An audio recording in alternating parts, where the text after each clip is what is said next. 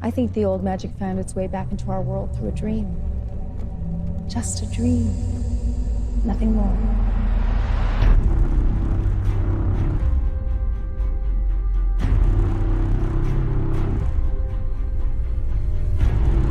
Your project is to identify everyone with talent?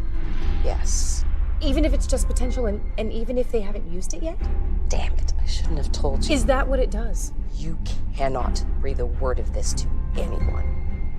Amanda, do you have any idea what you're doing? Yeah. Saving children.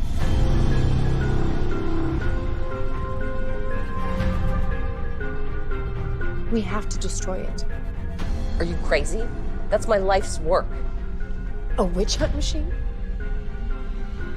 Jesus, Whit. You were being so naive. This isn't some fairy tale. This is about saving people here in the real world.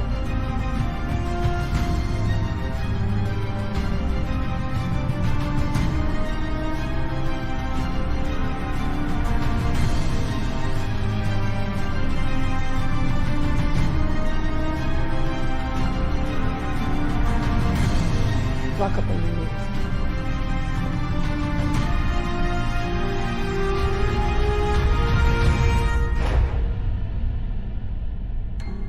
Just a dream. Nothing more.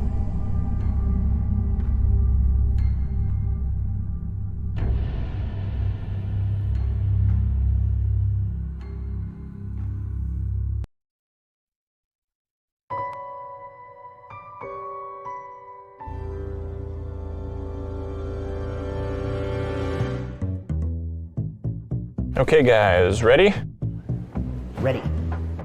Ready. Ready. Stage 1. Gain interior access without causing alarm. What are you doing? Elves get a 20% bonus when hiding. Behind a lamp? Elves are skinny bastards. Okay, my turn.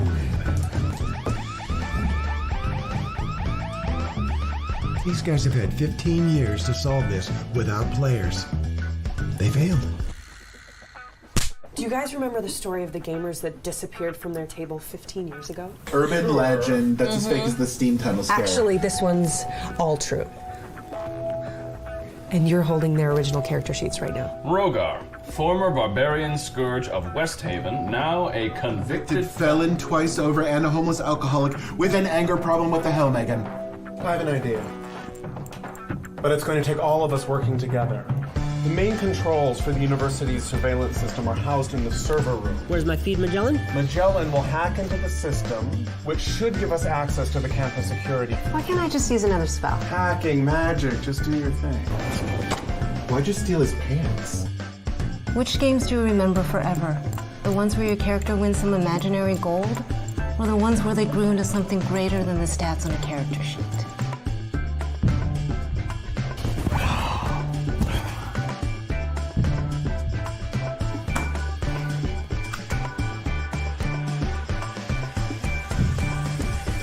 No, don't care.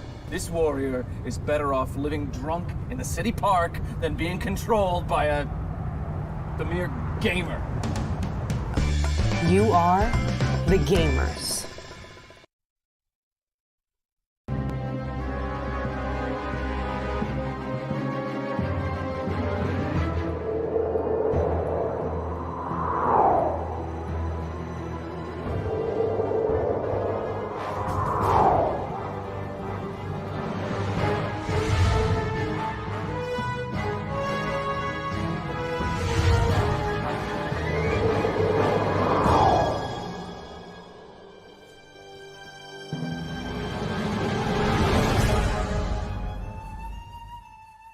Do not interfere.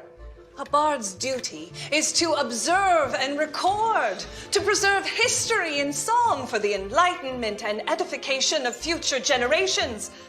We allow events to unfold naturally, organically, and do nothing to influence their outcome. Where are your pants? A mystery.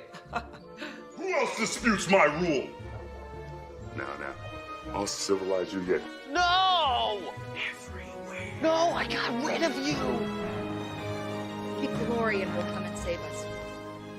Die, evil racers! This epic is compromised. No, we haven't!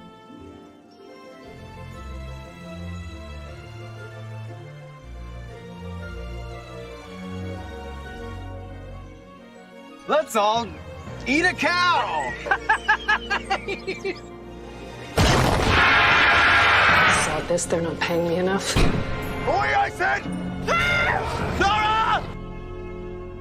My family isn't exactly the forgive and forget type. What do you want from me? No. It's what you want from me. We have much to discuss.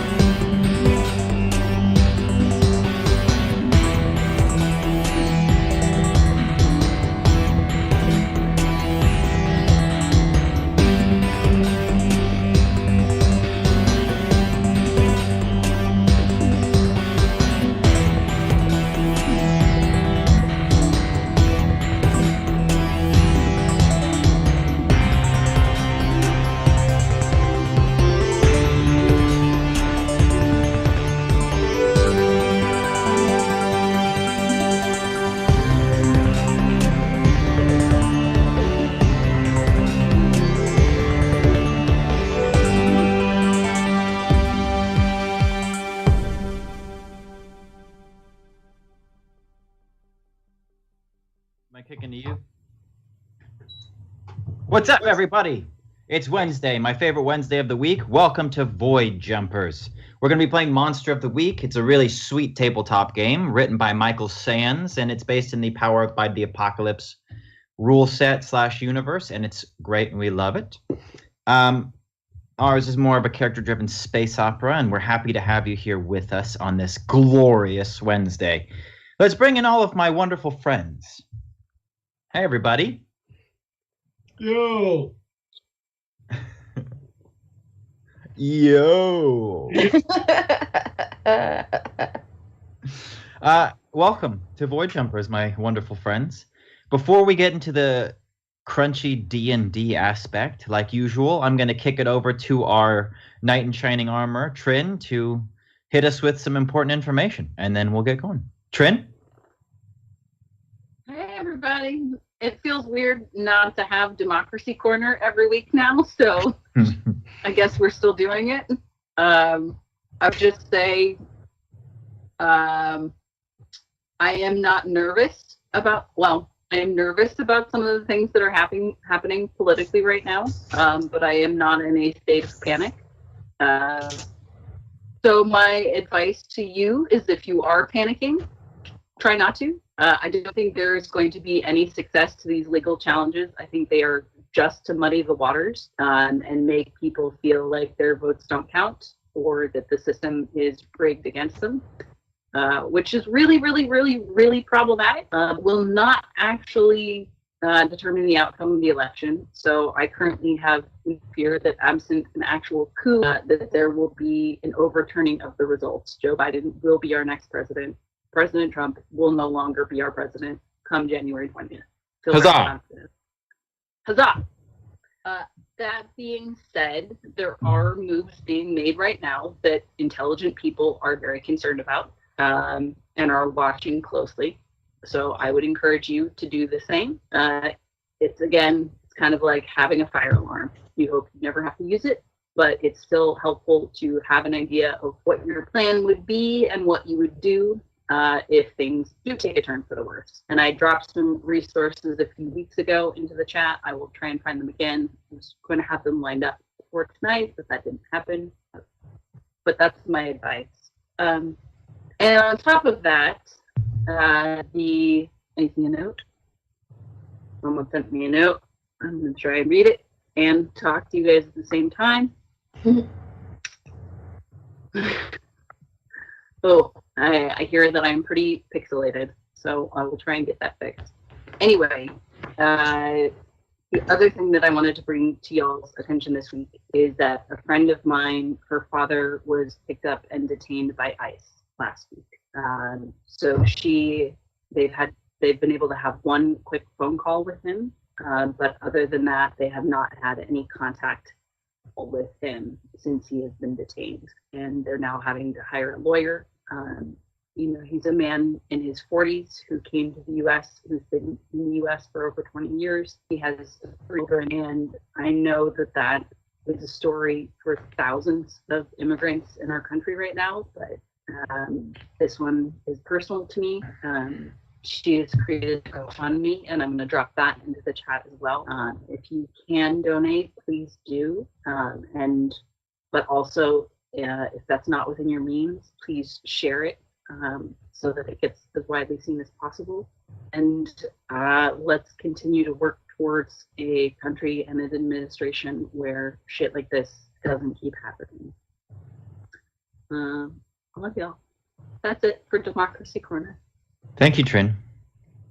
How about if you can, folks, or at least help spread the word, okay?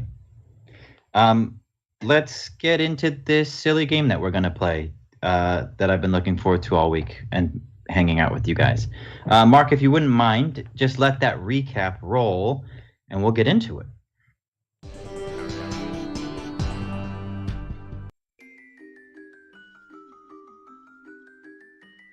Slakta, the ghost of an ancient summoner, says, "Well, hello. Welcome to the beginning of my tests. Are you here to cheat death?" Hey, Tag, maybe you could put your face in and say hi. Tag thinks about it. He wonders, say hi. Maybe the Screevers are a more sociable creature than I thought. All right. You're welcome to climb into this little cloth baby sling, and we'll shoot you right at the wall, which I gotta say is pretty fucking crazy. Sorry, I was lying. I thought it was inappropriate for me to say that I do enjoy that because I am a cleric, but then I felt worse for lying. That was a lie. I love booby traps. Okay, well, since I'm rolling like shit, I think I'm gonna go Barbara. Okay. And yes. Yes. Are you feeling jealous? Would you also like to take off your clothes? Smash! Smash, smash, smash! No.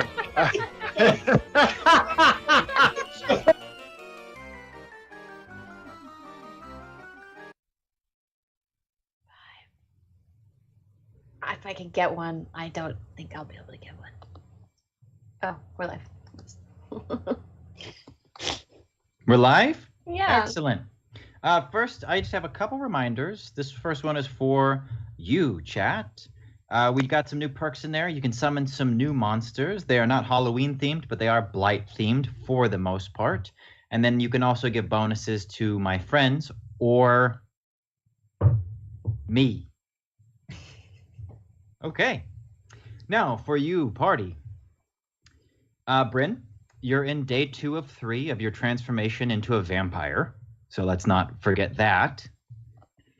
And then where we left off is you guys are in the first of 10 challenges that Slakta, a ghost of an ancient summoner, has said will allow you to cheat death and also lead you to the hidden chamber where Summoner Capio has retreated after your brief encounter with him. You are currently in a scenario called the Stained Tower. And to beat this scenario, you will need to definitively resolve the situation at the Stained Tower, which we know is a group of villagers sieging a necromancer's tower, claiming that he's stolen a sacred relic from their village, and they've had hardship since.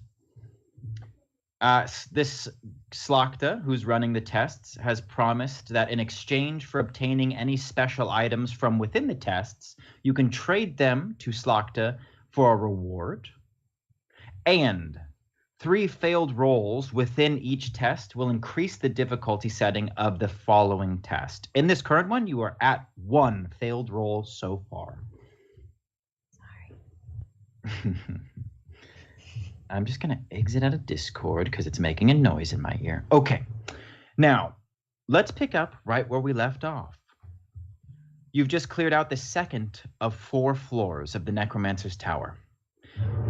You enter a large empty room, devoid of furniture except for one grand old chest, which sits in the center of a woven rug. There is a large door on the opposite wall. What, my little D&D adventurers, would you like to do?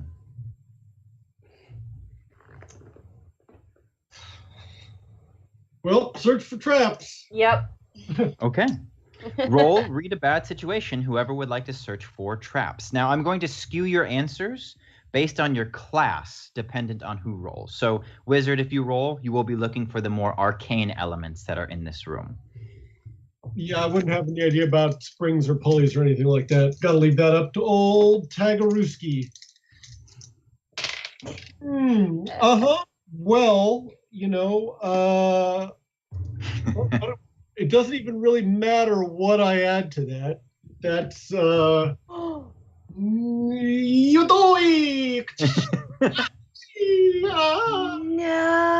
Okay, that puts you up to 2 fails for this.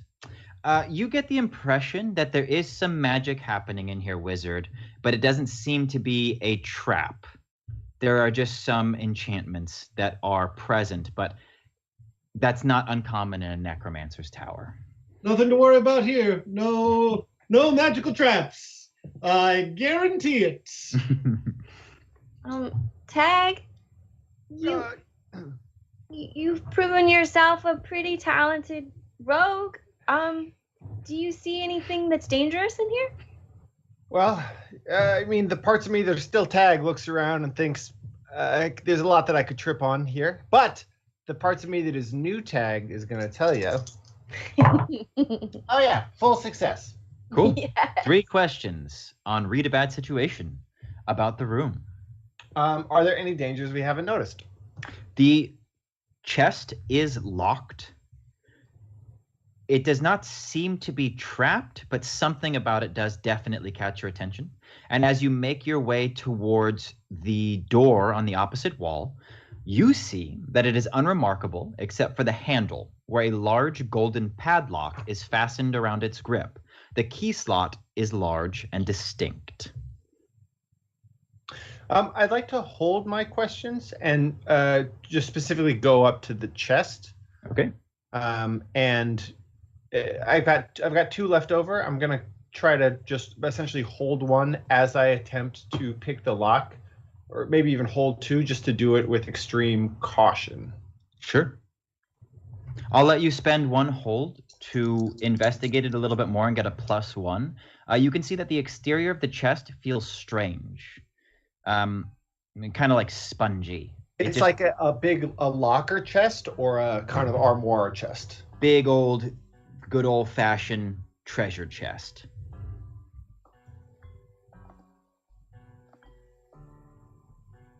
Was there more that you were going to tell me about it, or just that it feels... As you start to, you pull out your Givenchy lock-picking kit and approach the chest, you set a hand on it gently to get your positioning, and you can tell that it looks like wood, but it actually feels a little spongy. Okay. Yeah, so Tag runs his fingers over the top of it, and he holds the lock. And as he starts to fiddle with the lock, he's still kind of keeping a hand, feeling for vibrations on the chest. And we're going to just try to pick that bad boy. 11. The lock opens. Cool. You pop the lock, and it falls to the floor. Nothing strange about it. No traps are sprung. And it doesn't even look like you bypassed something that was in waiting. It just seemed to have been a pretty complex lock that you had no trouble picking. Okay. When you open the chest, you can see that inside it is deeper than you'd think possible. You can see treasure, shiny and gold, piled at the bottom of a rather steep drop. We're talking probably 6, maybe 7 feet down. The interior of this chest seems to be enchanted. That could have been what the wizard was picking up on that failed roll. But it's down there. You said 6 to 7 feet. Did you say silver and gold? It's just a pile of gold, and you can see in that, as you squint at it a little bit more, a very large key that looks like it might fit that lock on the door. Do I have to jump in to get it? Yeah, you cannot reach it from where you are. How you decide to get it out is up to you. It is a classic Scrooge McDuck, I believe. You do have one more hold. Would you like to use it at all on the question list for now seeing inside the chest? When you say it's a classic Scrooge McDuck, you really expect to be diving boarding into a pool of gold coins. You don't really expect to exercise caution immediately thereafterwards and check your steps. It's up to you, man. What's most vulnerable to me?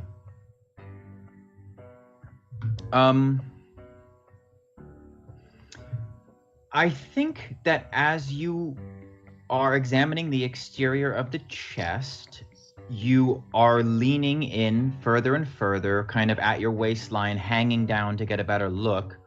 And you can tell that the air inside the chest is a little warm and humid.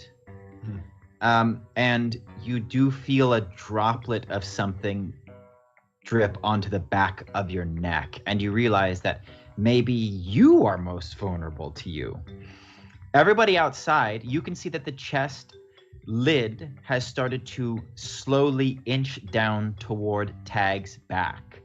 The metal band around its lid peels back to reveal a row of sharp teeth, and saliva drips down the mouth of the mimic onto Tag's neck. He is now half inside this creature's mouth. Tag, what would you like to do? I'm going to give the initiative to my party, but narratively. All right. Tag wipes the hand, which just wipes his hand, assumes it's his sweat, is looking around, trying to figure out if maybe he can reach that gold key. Another droplet lands, and he looks at it, and what is that?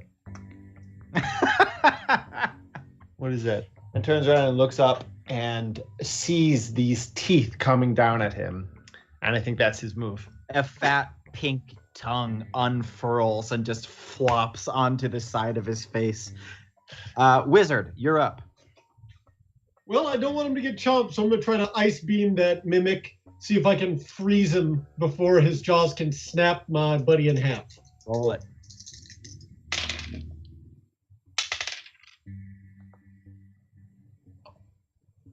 Oh, God.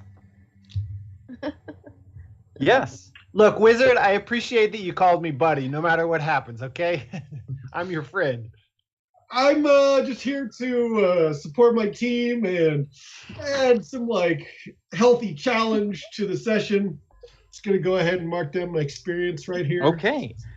You, as the wizard levels his staff, his bone diamond staff, at the chest and summons the energy in the room to cast an ice beam, there is a small sound and a puff of blue smoke that comes out of the staff. And a disembodied voice somewhere far above you, almost outside the realm of this test, says, "Difficulty increase next test." And you fire an ice beam. Would you please pick a glitch there, wizard? Yes.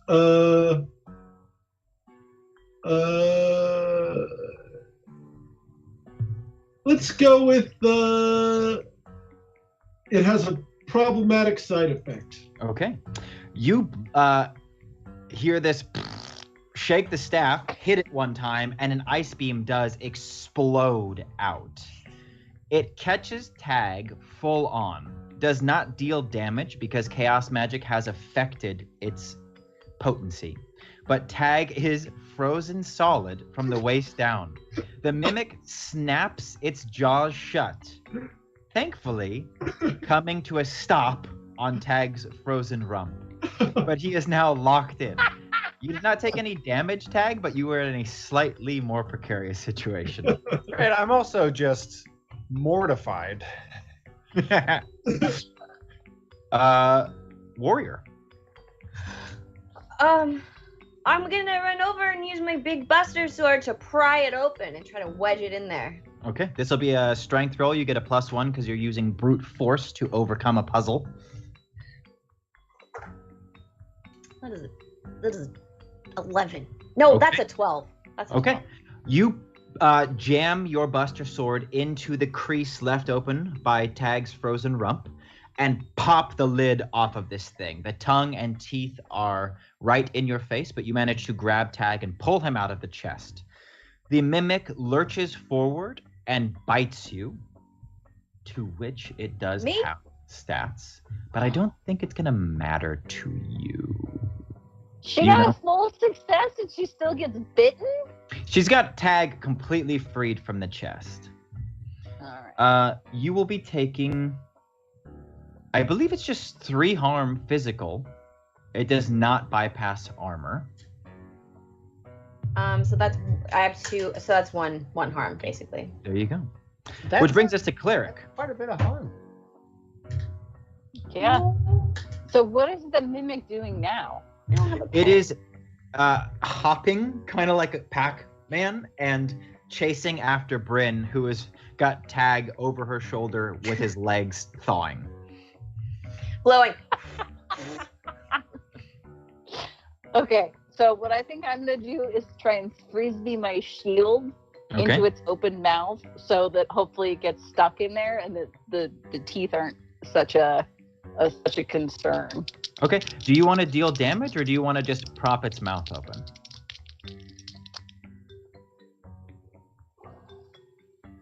I think just prop its mouth open. All right, this will just be a plus dex roll. No, I want to deal damage. What's my It'll plus be for a that? plus strength roll. Okay. But you'll only be propping its mouth if you get a full success. Well, thankfully, I was trying to cause harm, so that's a 7 instead of a 5. Okay. You are... What does your shield do? I know I always ask you this. I've got it nearby. It does 2 harm. You do 2 harm to the creature. It does not seem to have armor, so it takes all of that. And your shield is now clamped between its jaws. It has not fallen into its mouth, but it has not propped them open either. Which brings us back around to Tag, who is on the warrior's shoulder. Your legs are thawed. Okay. I'm good. Put me down. Bryn, put me down. Bryn. You're not gonna Bryn. put your face in anything bad again? Bryn, put me down. No, I'm not gonna put my face in anything bad. You pinky swear. Yeah. Pinky swear. And I could just start wiggling. All right, it's good enough. Set him Okay. down. Oh gosh, it's just so obvious, but I think that his pants are soaking wet at this point. It's going to be a slipping for Tag, as well as uncomfortable and just in the way. So I think he's going to try to, like basketball player before a game, just rip them off from the waistband, and then Tag kind of slides right around to behind the mimic, whips up his wet pants, puts them like a bridle in its mouth, and then 1 foot on the back of it, sort of trying to leash it. Okay. Roll plus dex. 11. Okay, you do it. And you also catch Rex's shield up into the top, kind of like a retainer. And so you just have this thing, and you're now hopping on this mimic, which is not only you being pantsless part of your MO, but riding on the back of a creature. And you've got it reined up. It is no longer able to bite. Okay. Wizard. The wizard decides that he's going to just go ahead and use a magic missile and not risk rolling yet another failure since he's on a hot streak. Okay. So with a spell charge from the staff that will hit automatically. That just seems like a much safer choice this time around. All right. Roll it anyways, because you won't be able to fail, but there's a chance that you'll get a full success without needing to have to use a charge at all. Okay. Just plus magic. Yes. That is a 11. Okay, so that is a full success without needing to burn one of your charges. And magic missile. 2 harm. Yeah, I'm gonna. There's just on a full success, you can change these things to an area of effect, which you guys keep fighting solo enemies, so it's kind of robbing you of that plus. I'm just gonna put an addendum onto that if you're fighting a single enemy, it just boosts the harm. So you'll be dealing 3 harm instead. Okay. And then if this was multiple enemies, you could send out a single magic missile to multiple, but with this, you're gonna do 3 more harm. There are spongy planks of wood now peeling off of this mimic. The guild lining is starting to curl off. You can see that there is this skeletal, very like cartilagey creature underneath these planks. It's like the way that the roof of your mouth looks if it was your whole head. And Tag is still bumping around on the back of it as pieces of it are just flying off and the wizard blows another chunk. Warrior. I reach into my pocket and I feel one of my precious gold door handles. I'm like, maybe I can feed it some gold and it'll shut up. So I take one out and I look at it. I'm waiting for a moment for it to open and I'm like, right inside of it. I don't think you'll have any trouble getting the doorknob in because Tag is going to be able to steer this thing towards you. But I do feel like this will call for essentially like a charm roll. So you're going to roll plus charisma and an attempt to settle this thing down by feeding it what you think it would like.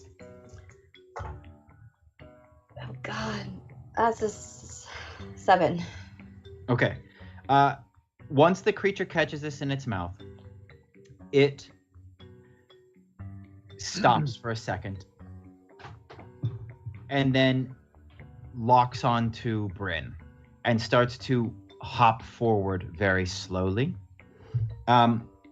Basically, you have a choice with this mixed success. If you would choose not to destroy this mimic, you will be able to exchange all of the treasure that you currently have for everything inside of it and make a 1-to-1 trade. Or it's going to start trying to just eat the treasure that it now knows you are carrying. Thus continuing the fight, but locking onto you. Does the door in this room have a gold handle too? It has a large gold padlock, and there are 2 gold handles on it, yes. I give it my treasure. Okay. How much are you cashing in? I think I had 4 gold handles. I had no money. Okay. So 4 gold doorknobs will do it. This is what I think happens. Bryn is able to toss one of these in there with Tag holding open. There's a large gulp, and the Mimic immediately focuses on these. With Tag slowly backing away and the party kind of circling this thing, Bryn is able to... Slightly, Jesse, if I may, to... Yes, please. I think we've got an interesting angle here. So Tag transfers his reins to one hand and just starts kind of petting the back of the Mimic, going, easy, boy, easy, easy. That a boy. Yeah, it was a tasty door handle, wasn't it? Yes, it was. Yes, you did like that door handle. Yes, you did. The Mimic responds to this very well and approaches Bryn.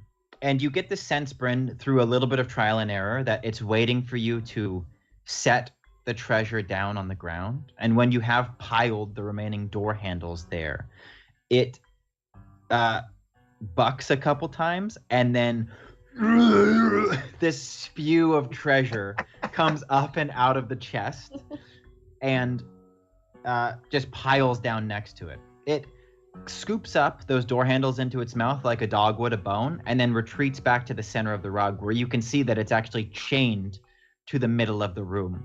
And it curls up in its chains and starts gnawing on these gold door handles, allowing you all to successfully complete room 3 with a solution that I wouldn't have thought possible.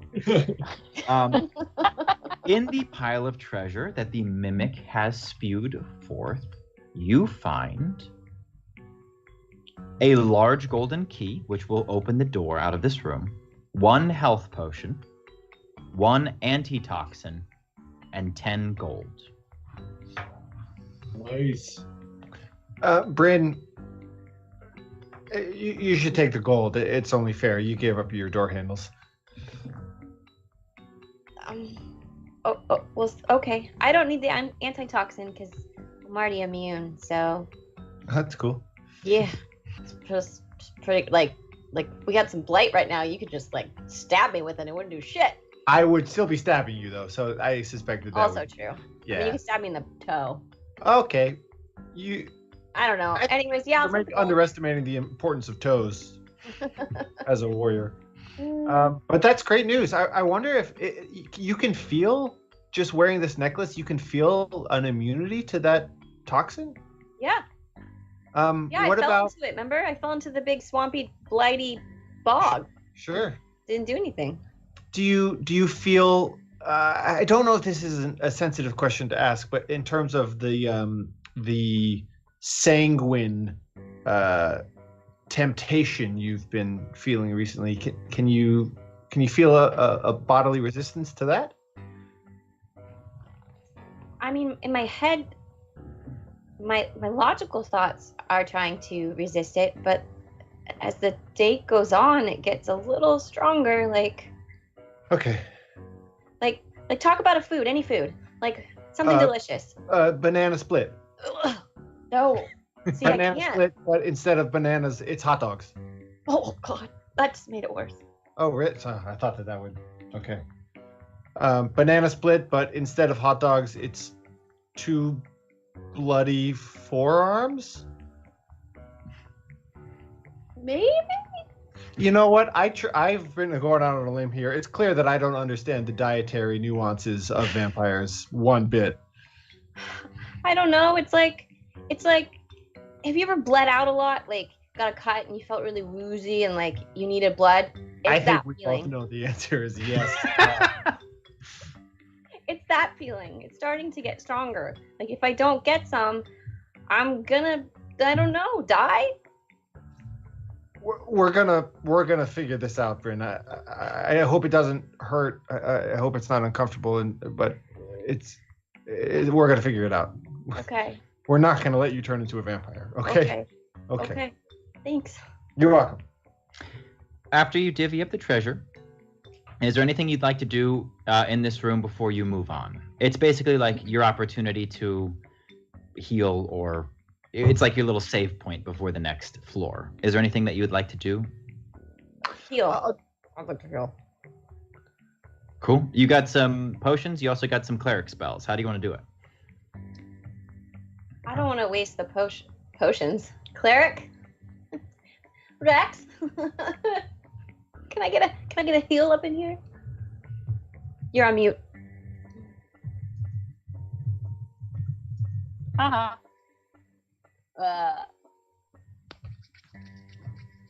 Roll it.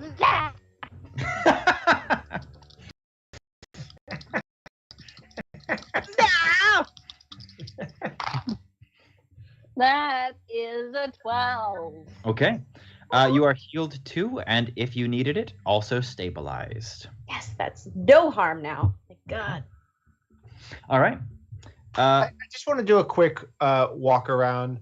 I think Tag hasn't quite figured out. The necklace does a lot of work on a gut level, and there's just a tickle, a little sort of radar blip that tells him maybe there's something else in this around the perimeter, holding his hand against the wall, feeling for any break in the consistency of it, looking for a little room or a little lever or anything like that. Sure. Roll Investigative Mystery. 11. Okay. Ask your 3 questions.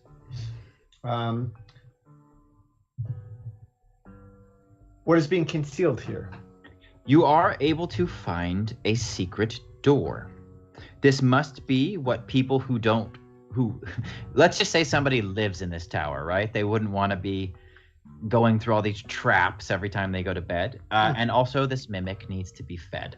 So this is a door that you could imagine either somebody coming down to feed this mimic or doing that. There is a keyhole in it. The lock is unpickable, but the key that you found to unlock the padlock will work on this door. When you open it, you do find that it is a smaller, less decorative stairway that heads up. Okay. Have we opened the main door yet? No. Presumably that leads up as well. We've been just going up this tower. Okay. Hey guys, I just want to flag this. Maybe a back route. I think we should peek our heads out the main door, but could be worth investigating.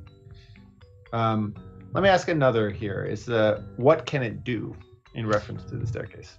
It looks like these doors that you've walked through, these gold doors, every time you've completed a test, you get the sense that they are, when closed, creating a vacuum for the test. And so perhaps by opening them, you've been dispelling some kind of magical ward. And if somebody is tuned in to the progress of anybody trying to make it up their tower, every time a goal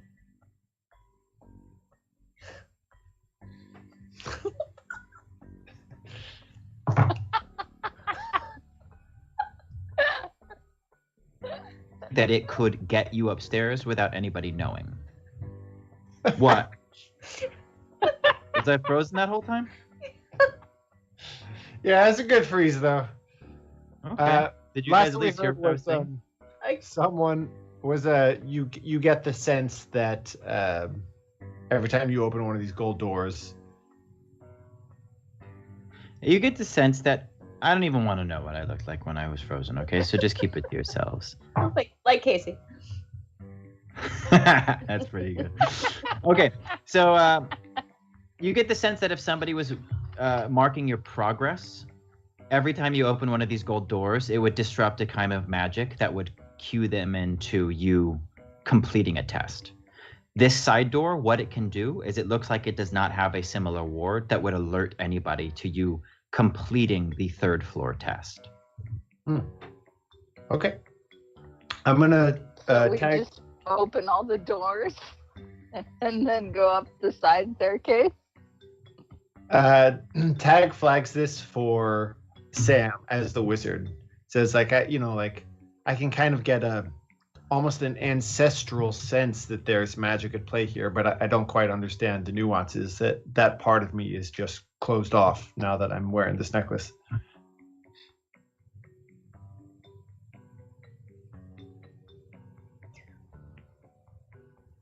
Okay. You got one more question.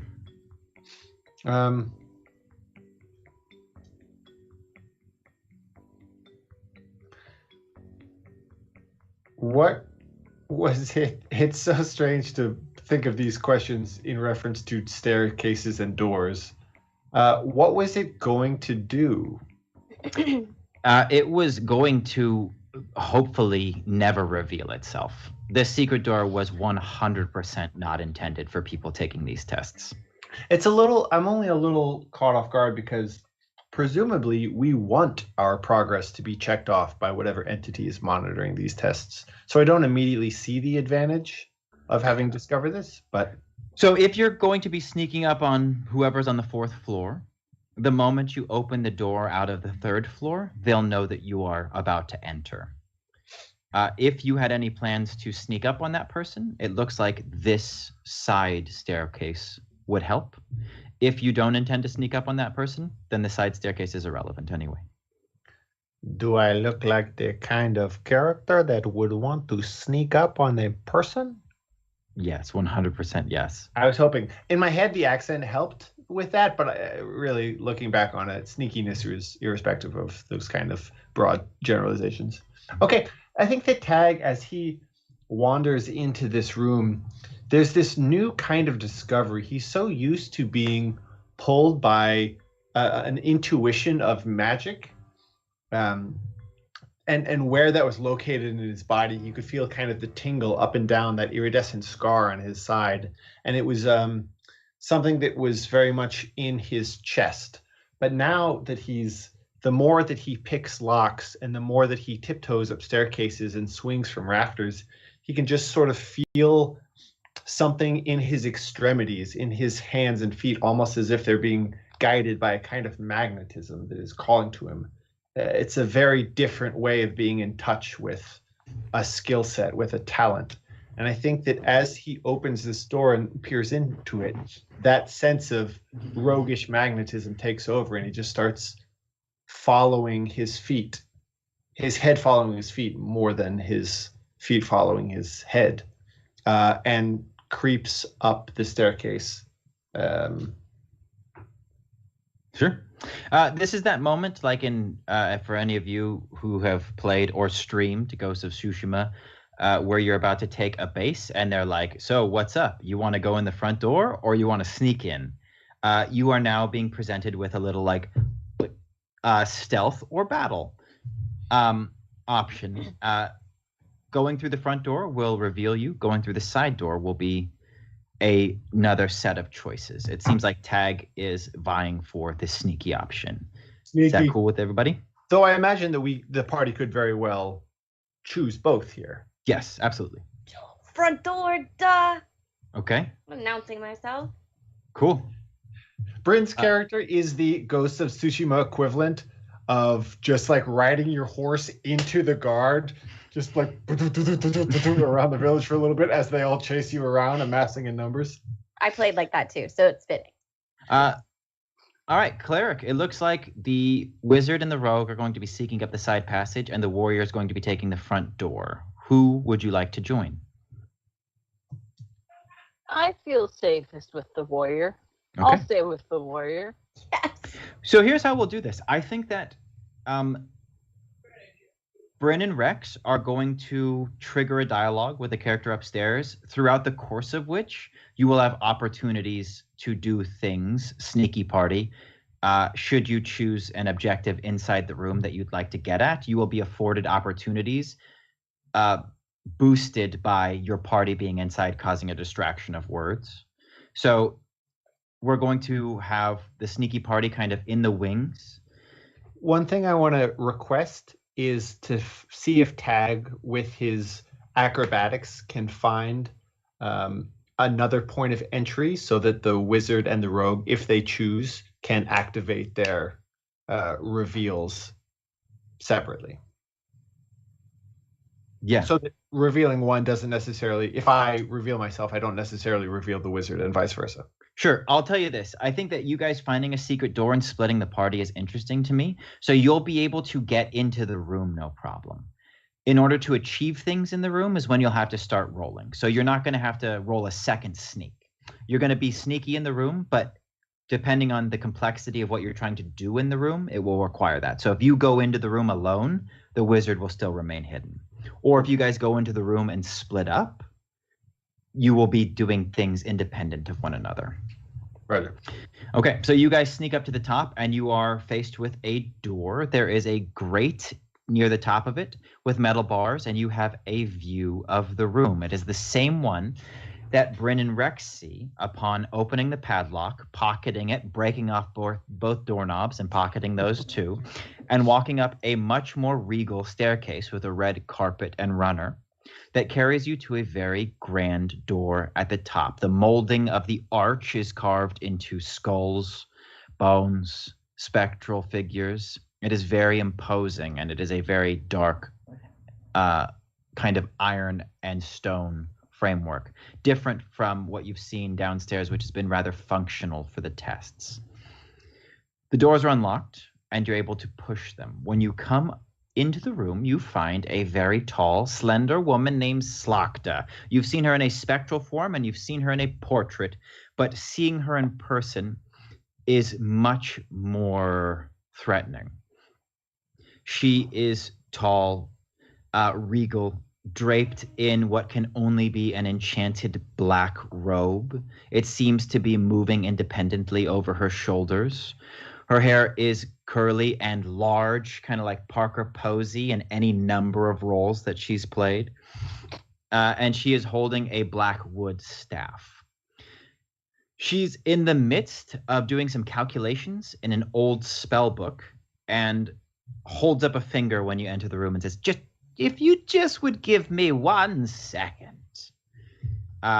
Tag and Puck, you do see your party enter through a main doorway. The laboratory is horrifying. There are shelves and shelves of pickled creatures and body parts, several different cauldrons cooking what can only be some form of a thick, viscous poison. There are small creatures in cages that are being hung from the ceiling, and many, many different experiments being run simultaneously. Slakta seems to be in the middle of an ongoing chain of these things, makes a few more notes, and then slams the tome shut and says, okay, I have just a few more minutes before that thing starts whistling, so I assume you're here to speak on Horace's behalf. Yep. Wonderful. What I'm news here from to the speak village? on these creatures' behalf. What are you doing to them? Oh, them? And then I start going to the cages and trying to release the animals within them. There's several different chains that are on a pulley system and wrapped around pegs on the wall. There's 3 different cages with 3 different creatures. One of them is a small imp-like pink-skinned flying beast that's buzzing around inside its cage. Another is a large coiled serpent, and the third is changing between what looks like an ape and the ghost of an ape, kind of flickering back and forth, being confined by bars that are enchanted. Slakta says, I respect that you are trying to free these captives, but they all carry blight sickness, and anything released inside is sure to be a problem for all of us. I would appreciate if you stopped. Well, I can cure blight. I can help them. I can cure blight too. That's why they're in the cages. I'm doing experiments on the ways in which blight sickness can be treated. But if you can cure blight, then cure them. She goes over to a cauldron and pulls a thermometer out of it, and she says, "Do you see this? You see this 99 degrees? I still got 59 degrees to go, okay? When the potion is at temp, I will add the final ingredient and let it sit for 4.5 hours. And then I will lace their food with it." And so you're the that summoner of this will planet? Help them. Yes, it'll cure them probably. I am the summoner of this planet. Nice to meet you. Nice to meet you as well. You are mercenaries, I assume, sent here to do away with me? take what is rightfully mine? Roll charm or charisma, please, Bryn.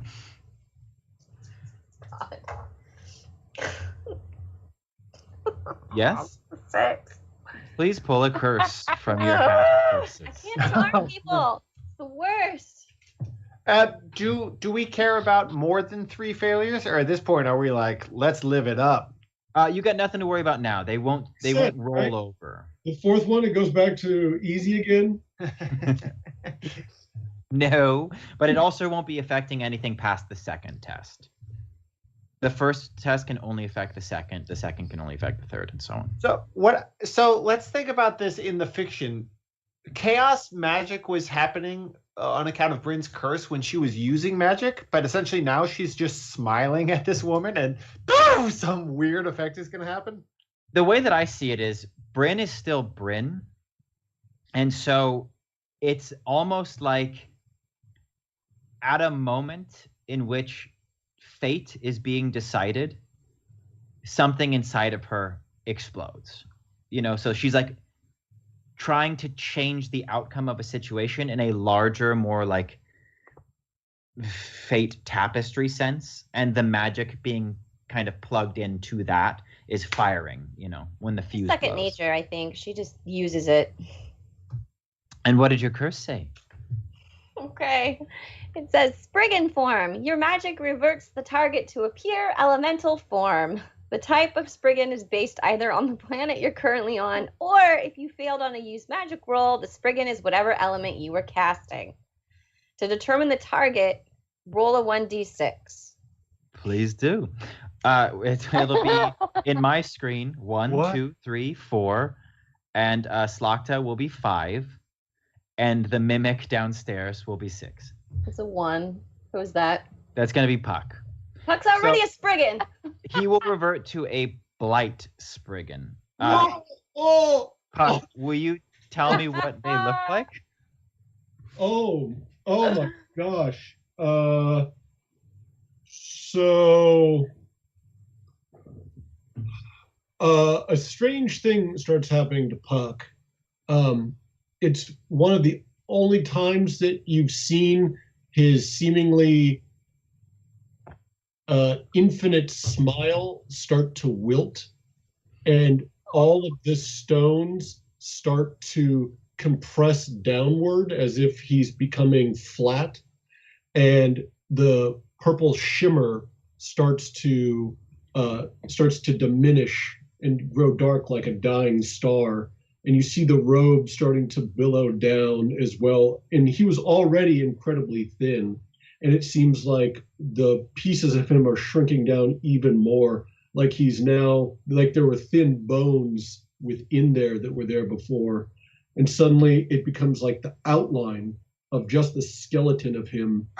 So he turns into sort of like this misty cloud, this like green cloud that seems to have sort of it's a shapeless blur almost.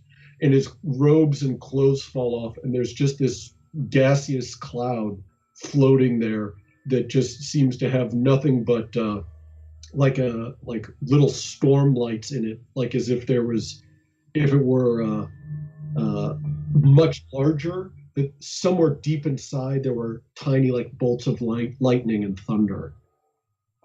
That's wild. Bryn, as far as you know, nothing happened. Slakta says, I don't believe you. Tag, you are looking through the metal grate.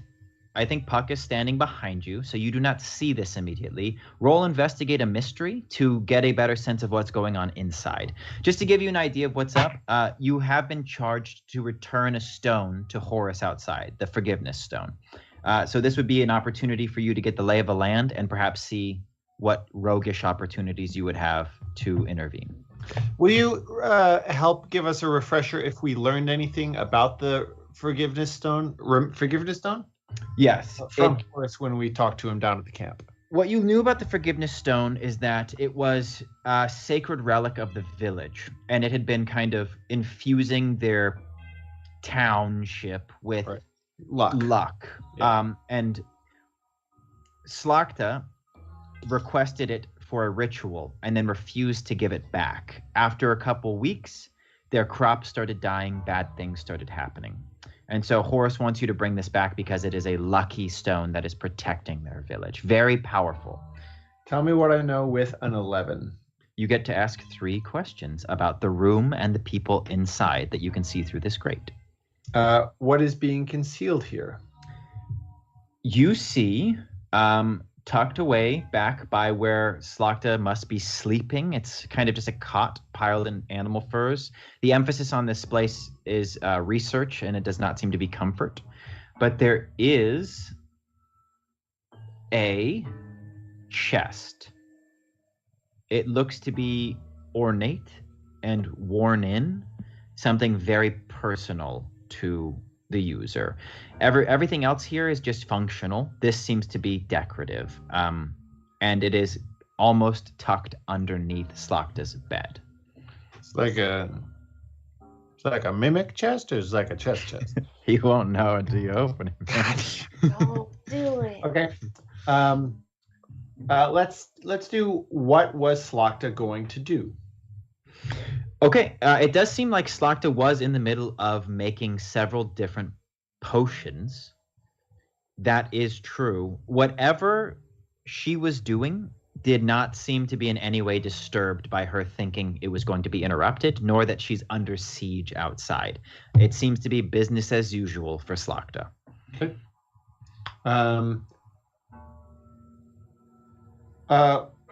I'm torn between what happened here and what sort of creature is she. Ultimately, what I'm trying to get at is what do we get? Can Tag get a sense of what her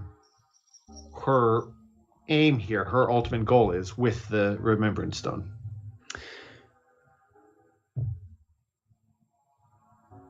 I will give you. Let me maybe change that question. What I want to know, essentially what I'm looking for is bargaining and leverage.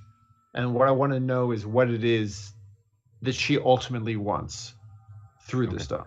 Sure. She is a full-blown summoner. Like Bryn's mom status, able to wield blight magic. If she's using a magical item, and coveting it, it must be for an incredibly powerful spell. This is not somebody who needs to fuck around when using magic. If they're looking for relics to charge things, it's big time. So it would be very important to them. Okay. Now roll plus dex, please. Tag.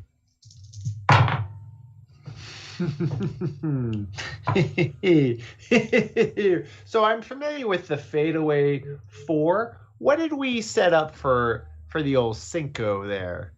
Did we I think have it was like a surprise 5 or something? Oh, the old. Actually, yeah.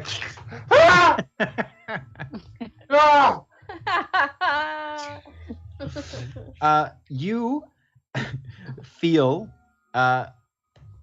a strange prickling sensation, and your vision fogs a little bit. And as you turn to see what it is that's behind you, you catch a full face of this vapor that is flickering in the air, and you gasp in surprise and take down a full lungful of it. You now have blight sickness. Oh no. The first time we've seen it in action. Okay. It gives you a -1 to all your stats, not as a total number, but just takes 1 away from all of your stats.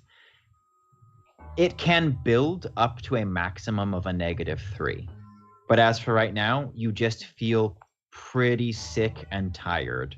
And you know for a fact it's because you just breathed in this shapeless vapor that is floating in the air and crackling behind you. Okay. Before I turn around to see what's going on, I whisper, Sam, Oh man, what in the world is that? That's the freshest toot I have ever inhaled, buddy. Casey, you had been Sam, right? Or am I wrong about that? Were you Puck coming up this tower? You were Puck? He's a Puck man as of late. All right, Well, now something else. Lisa, what did that curse say? Did it say that there was a last, like a time limit on this?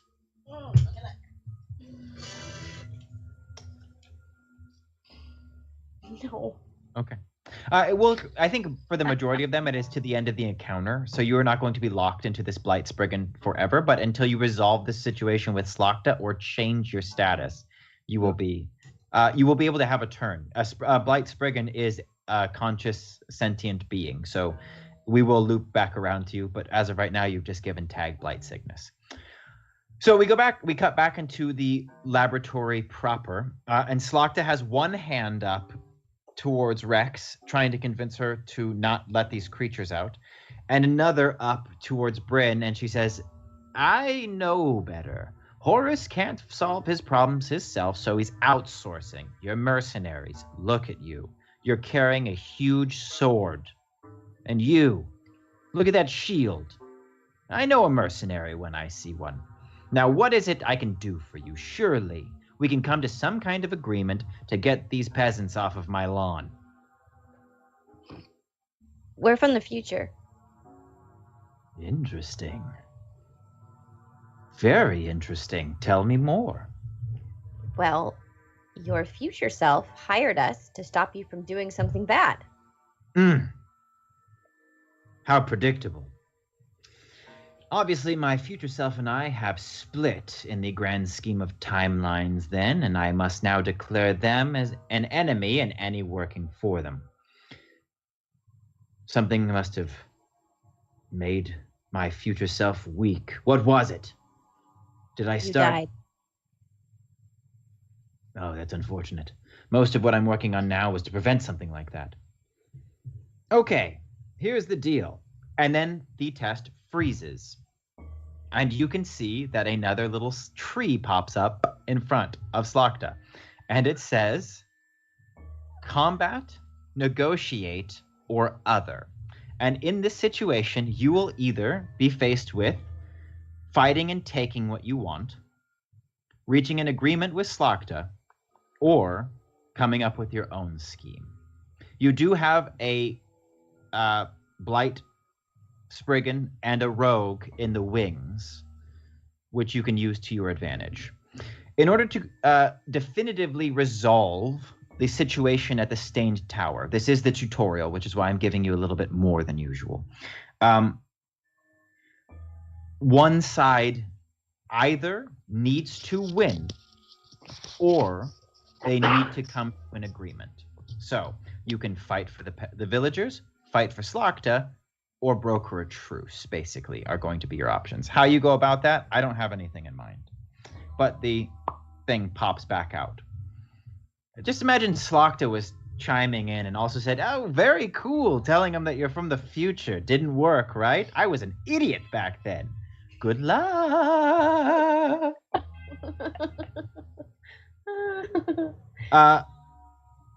So you have a second now to kind of, as a group, decide which direction you're going to head in, and then we're going to drop into initiative, and you're going to start making moves independent of one another. I can't make the decision. I only want to smash, and I don't think that's a very smart decision right now. I feel like Bryn would just not even consider other people's feelings. I think the Bryn Barian would just automatically press the combat button and just let the Leroy Jenkins my way in. Yes. So I think. Thank you for. I don't think she's gonna be like, what would my friends like? It's like combat. Let's do this.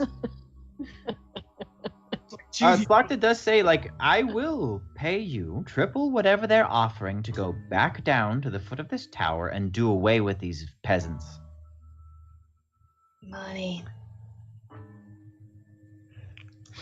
Madam, do you not rely on these peasants for supplies and things that you need? Won't their deaths delay your work? To a certain extent, you're right, cleric. I do rely on them as they rely on me, but we seem to be at an impasse. My work is tantamount to the rising of this planet's stature. If they are unable to see that, we may need to start again with a new batch of peasants. Your work is condemning them to death. Temporarily.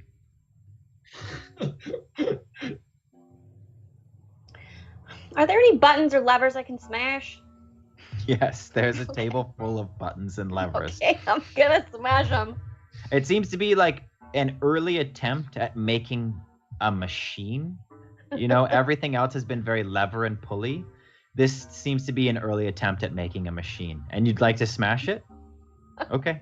Roll, I think just a straight roll. It's not going to be hard for you to smash it, but I don't know what exactly is going to happen. Ooh, 7. Okay.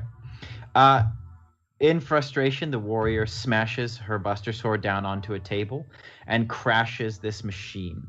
One of the pegs that is holding up the cage with the imp creature retracts into the wall, and the chain slithers up, and the cage comes and crashes down, releasing the imp, who flies up into the air looking for an exit, which we cut to Tag and Puck. Tag's gonna kind of crawl his way around the outside, getting a little bit of height so that he can kind of see into this room from some of the thatching cracks of the roof. I think that you could muscle your way through a window in this back hallway, one of the few that you saw from down below, and make your way out and up onto the roof.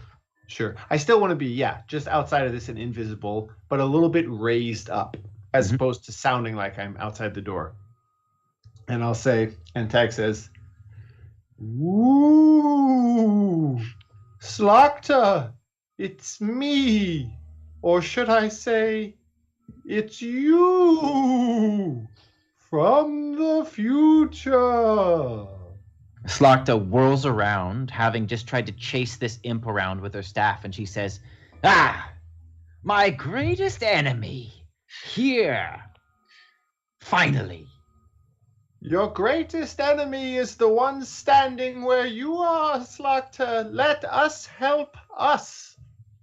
You have seen so many things in your time, but I have seen so many more. You believe that our work is true and just, and it will lead to freedom from death. I am evidence that it did not work. But there is a way. Immortality is not lost from us, but you must divert from this path, or you will end up a ghoulish specter haunting the lands. Notice the timbre of my voice. Clearly I am a ghost. You're going to roll manipulate someone. Okay. Your razzle dazzle is going to take away that -1. It's just going to be a +1 to negate that from the blight sickness, but you'll be rolling plus charisma.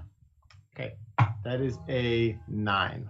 Okay, so this person will do this for you, but you have to give them something right now. Using your knowledge of the future Slakta and everything you know, what is the one piece of information you would give this Slakta in order to convince them that you're telling the truth?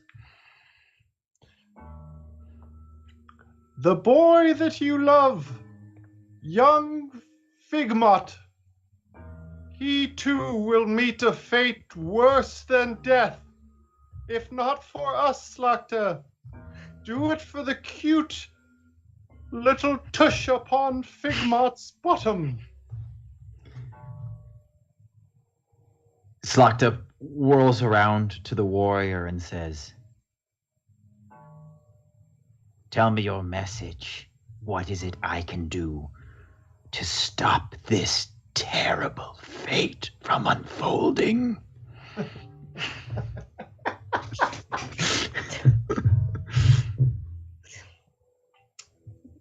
Your future self said to give us the stone. The forgive stone? The forgiveness stone? The forgiveness stone, yes. Yes, that is the root of all bad things that happen to you.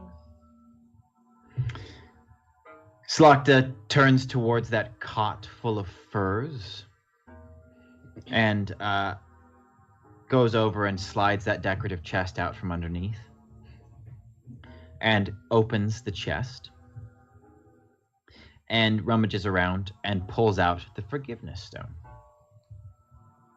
I think I have notes about it.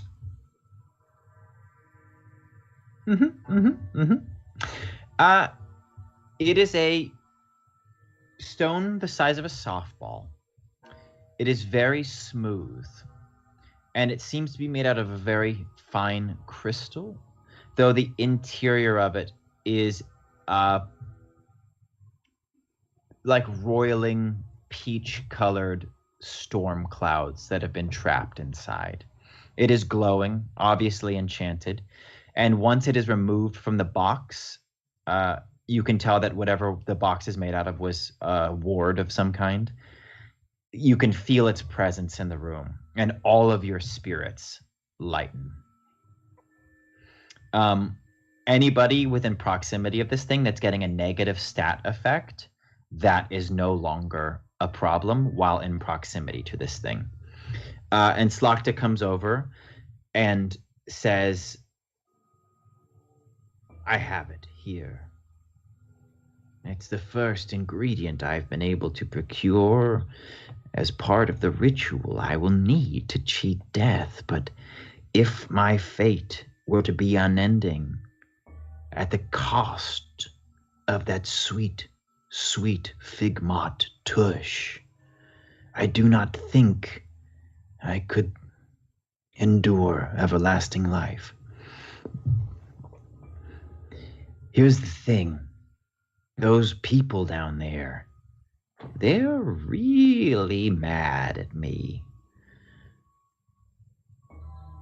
What is it they asked you to do? Just retrieve the stone and return it to them. And what of me and my tower? That is a bit of a predicament, because I'm guessing that they don't trust you. No, with good reason. Right. Could you go into hiding? I suppose that is an option. I'd prefer to stay here. Is there some way we could use this as a leverage towards rebuilding the truce? They could bring me victuals and I could do whatever it is I do for them? I mean, it is a forgiveness stone. Maybe we can try. Okay. Okay, I'll give you one chance. You go down there and broker the truce. And if it doesn't work, I'll use the lightning rods on the top of this tower to fry all of you. Oh. Okay. And Tag, from where you are, when you hear this, you look up, and there are these two sinister-looking lightning rods that are just crackling with contained lightning energy.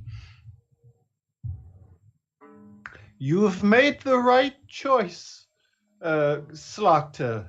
You don't need the stone. Think of it like this. Why do we forgive? I never considered it. We forgive because our time on Earth is limited. We don't want to perish holding grudges. But for us, we won't need to be constrained to such mortal concepts of time and the ethics therein. What you say is strong in logic, Spirit, but know this. I pity your weakness, and though I've changed my plans on this endeavor, I will find a way to achieve immortal life and save my precious Figmot. And should we ever cross paths in the multiverse, future self, I will obliterate your memory.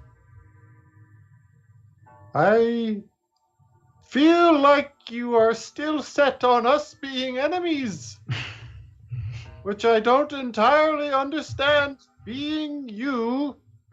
But I suppose in that way, I do understand it.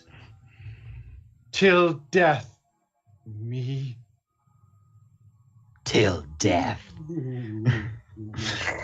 You slide back down into the stairwell, and Puck is still in this form. You, Lisa, Bryn, you are handed over the Forgiveness Stone. The moment you take it, you feel a warmth cascade through your body. It is a magical item.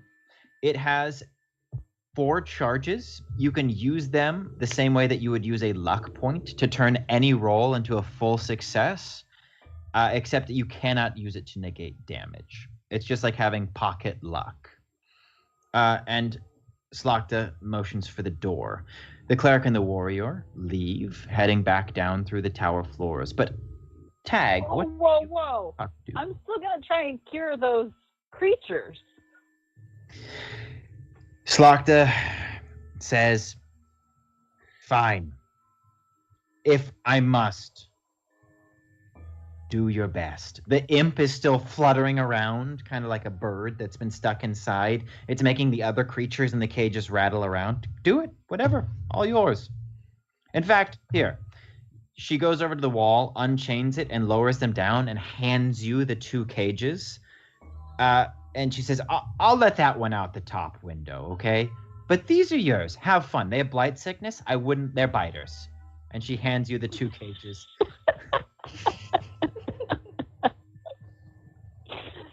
And I gingerly hold them away from myself, and I say, "Thank you, good woman." You're welcome. And I leave with them before she can do anything else to them. Okay. But when there is a moment, I will try and cure them. Okay. You'll have a moment right downstairs. You'll have to burn a spell and roll it. Tag and Puck, is there anything you'd like to do while Puck is still in this form? Puck, I think because you haven't had much chance to flex in this form, you can either stay in it for the duration of this test, or you could roll and investigate a mystery to find more out about blight magic. But at the conclusion of that, you will be reverted back to regular Puck. I thought that maybe you guys would try and sneak in and you could maybe be a ghostly thing, but it all kind of worked itself out. Yeah. I think, as it naturally progresses, he'll just stay as the cloud for now, and then as, the magic fades, he'll revert back probably into Sam form, is my guess. Okay. Is there any way that you can communicate to Tag, who's just recently slipped back into this stairwell and seen this ghastly cloud? The cloud forms into the shape of Tag. Oh, shit. Not one of these again. Hello? Hello? Hello? Oh my god. So oh shit. I was just pretending to be somebody else, but now someone is being me. Are you sure? No? Are you? I thought you were Slokta. Yeah, I was pretending to be Who are you? I'm you from the future. Oh god, really? Because I was just making that up. I wasn't actually Slokta. Oh, well then it's probably your imagination. Oh my god. I have so many questions. Do I ever get over those allergies? Yes. Yes, it's not like a life-changing thing. It's just so inconvenient. Seriously. I mean, and the way it got cured was by you inhaling that mist just moments ago. That's permanently going to change your olfactory ability. Hey, this is maybe cheating, but if you could give me just like, I don't know, 1 pearl of wisdom from the years that you spent as me, just one little nugget, what would you tell me? The worst vice is advice. Is that just enough, or that's when you're saying that you're not going to give me? Cool. That is it. Okay. Well, I know that I'm not supposed to ask how I die because I'm going to just be grateful for this moment. It looks like you've maybe got some stuff figured out. I envy that. But looks like we'll get there soon. I should probably also warn you that never mind. What was the sir or tag or Mr. Oh no, I'm being called back into the future. Okay. And when the mist disperses, Tag, you've had to cover your eyes. You can see that Puck is just standing there now. Hey, Puck. Oh, Hey. sorry, Sam. Oh, Sam. I feel like this is going to be up your alley. Ready? The worst vice? Advice. What do you think? That's pretty cool. That is good. That's smart. Yeah, it's words to live by. I should live by those words. That one's going to swim in the noggin for a couple of the years. Yeah. Yeah, you might need it. You guys are having this conversation as you stroll back down the secret stairwell, and all of you end up on the 3rd floor at the exact same time. The mimic is still there, kind of slobbering over the doorknobs. Doesn't pay you any mind. But when you get down there, you hear a little chime, and then a message pops up that says, quest item obtained. You are now holding the Forgiveness Stone, and by your counts, it's the only thing worthwhile that you've found so far. So if you're going to trade anything to Slokta once out of this place, the impression that you get is the Forgiveness Stone would be the way to go. But won't that tank the planet? Isn't the Forgiveness Stone what was keeping it free of blight? Here's the way that it'll work. None of these things, as far as you can tell, these are just isolated tests. They're just based on memories. So okay, you probably cannot affect the outcome of these events. But if you had chosen to fight on Slokta's behalf, you would not have this Forgiveness Stone. And so by choosing this path, you have received an item worthy of trade afterwards. Okay. Though, doesn't our plan require us to surrender this item for it to work? I'm giving you a little bit of a peek into the future, but it is an item that will be coming out of this test with you. I will not be so forthcoming in the tests to come, but a lot of what you'll be doing will be structured around the things you learn here. So in doing this quest in a way that allowed you to obtain a powerful magical item, you have now achieved a quest objective. Sweet. The party marches down and out of the tower. You find yourselves in the swamp, and you walk across the bridge, back down the cobblestones, and enter into the camp of villagers and their siege weapons, holding the stone. Horace is waiting for you. What did he sound like? I'm going to have to do his voice again later, so does anybody remember what he sounded like? Wasn't he Scottish? Yeah, that'll do. Scottish. Yeah, all right. Horace is waiting for you. What do you do? Or tell me, do any of your villagers suffer from blight sickness currently? Yeah, at least half, I'd say. I've kicked a case a while back. We'll gather them around and we'll try to heal everyone at the same time. I'm sure I will be successful in this endeavor. He pulls a horn out of his pocket. It's not the kind of like cow or bull's horn that you would expect. It's more like a spiraled cone. And he does a little alto trumpet on it and gathers some of the villagers, and they all kind of bedraggled, hobble out of their tents and approach the party and gather around, and he says, "It looks like these mercenaries have saved us. It's a great day to be us. And this cleric here is going to be healing us."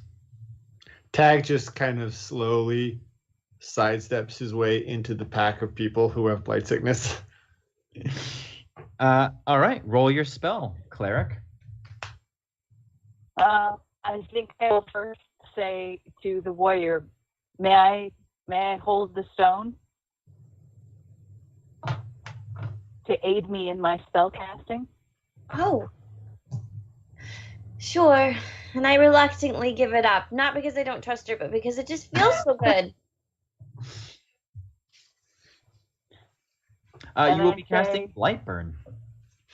Yeah. I've got the stone in one hand, and I have the cages of the other creatures in the other hand. Again, still holding them as far away from my body as I can. And I say, "Gather round, and I will heal you. And I burn the blight out of you."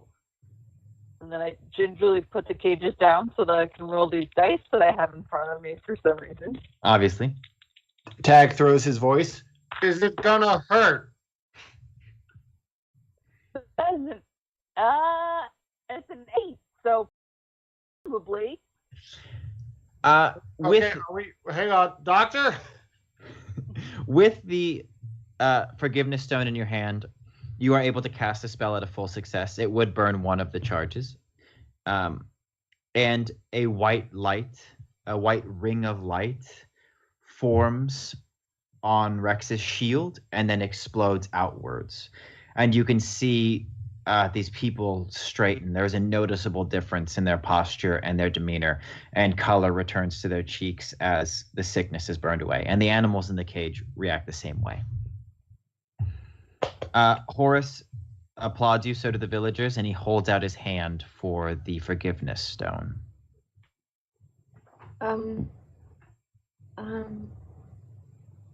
Wait, I thought... I don't have it. The cleric has it. Right, so we'll be taking that now. And I kind of side-eye my other mercenary adventurers, but I do feel duty-bound. This is right. We did agree to that. That is why we entered the castle, was to assist you. Yes, I remember clearly why you went in. Yeah. Does anyone have sleight of hand? Wait, are we? I guess there's no way for me to really ask this because the telepathy is gone. I guess I thought they would be so excited about me curing all of them that they would let us hang on to it for a while. But it's rude to ask that right now. Here's the deal. I just continue holding it in a ceremonial manner, like I'm just making a show of presenting it to him. Horus, Slakta, as I'm sure you know, is an incredibly powerful summoner, a powerful necromancer. We were able to get this forgiveness stone, but this siege, it needs to end. This conflict has to stop, forgiveness stone or not. If you don't endeavor to maintain the peace yourselves, she will just turn it around again. She's more powerful than you can possibly imagine. We don't have any intention of continuing this fight. If the stone is returned to the village, I think that we'd be able to find a way to find our way back to some kind of agreement. If I can suggest something, now, let me just say, Horus, the worst vice is advice. But I can't get over Tag just being like thinking that he's just the smartest guy. But I think that one thing that could go a long way would be to pitch in. She's up in that tower, bring her a yam from time to time. We do when our crops aren't being devastated by an unrelenting blight. Right. Well, now You you have got a the stone. tasty That's not gonna yam. be the case. I think you have a yam, Horace. I think calling it a tasty yam is probably. I'm looking around right now. I'm not a horticulturalist, but I think it's probably just a yam. Fair. All right. Yes, I hear what you're saying, and everybody's kind of nodding. We really don't have what it takes to go up against a summoner and walk away from it. So, yes, if we have the stone, we'd be happy to call it off. Great. And he reaches out again. Rex? I slowly move my hand forward. He reaches out and grabs the forgiveness stone. The moment he makes contact with it, you are flying up into the air. And then you are back in the basement of Blight Manor.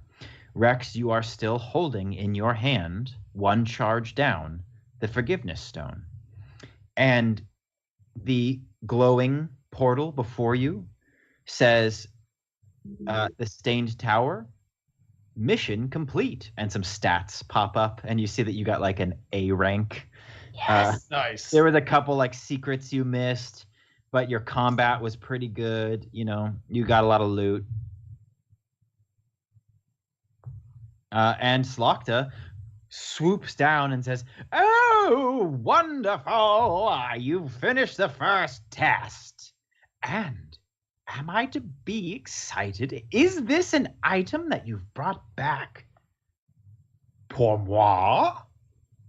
Oui?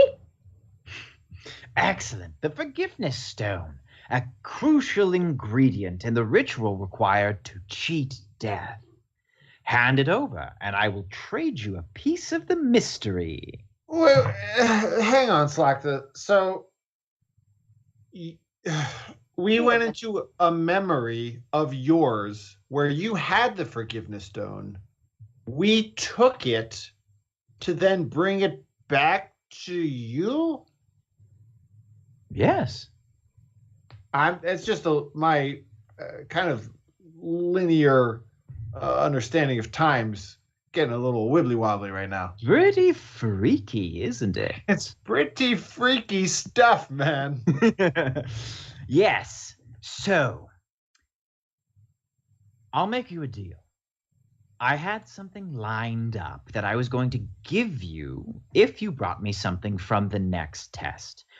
But if you'd like answers in regards to the items themselves, I can have that for your reward instead. It will not change what you get for the forgiveness stone, however. But if your priority is more in line with how these tests work, I can make that happen. Wait, you're saying we could keep the forgiveness stone? If you keep the forgiveness stone, you will not be rewarded. I'm merely saying that originally, if you brought me back some special items, I would give you clues to the mystery about Blight Manor, Summoner Capio, and what really is going on in this freaky place. But it seems like you're more interested in the items themselves and how they might exist outside of the memories. For your next test, if you prefer, I will reward you with knowledge in regards to that. Or I can continue to feed you stuff about the mystery. It's just the incentive that we're talking about here. I'm trying to spice it up for my little piggies.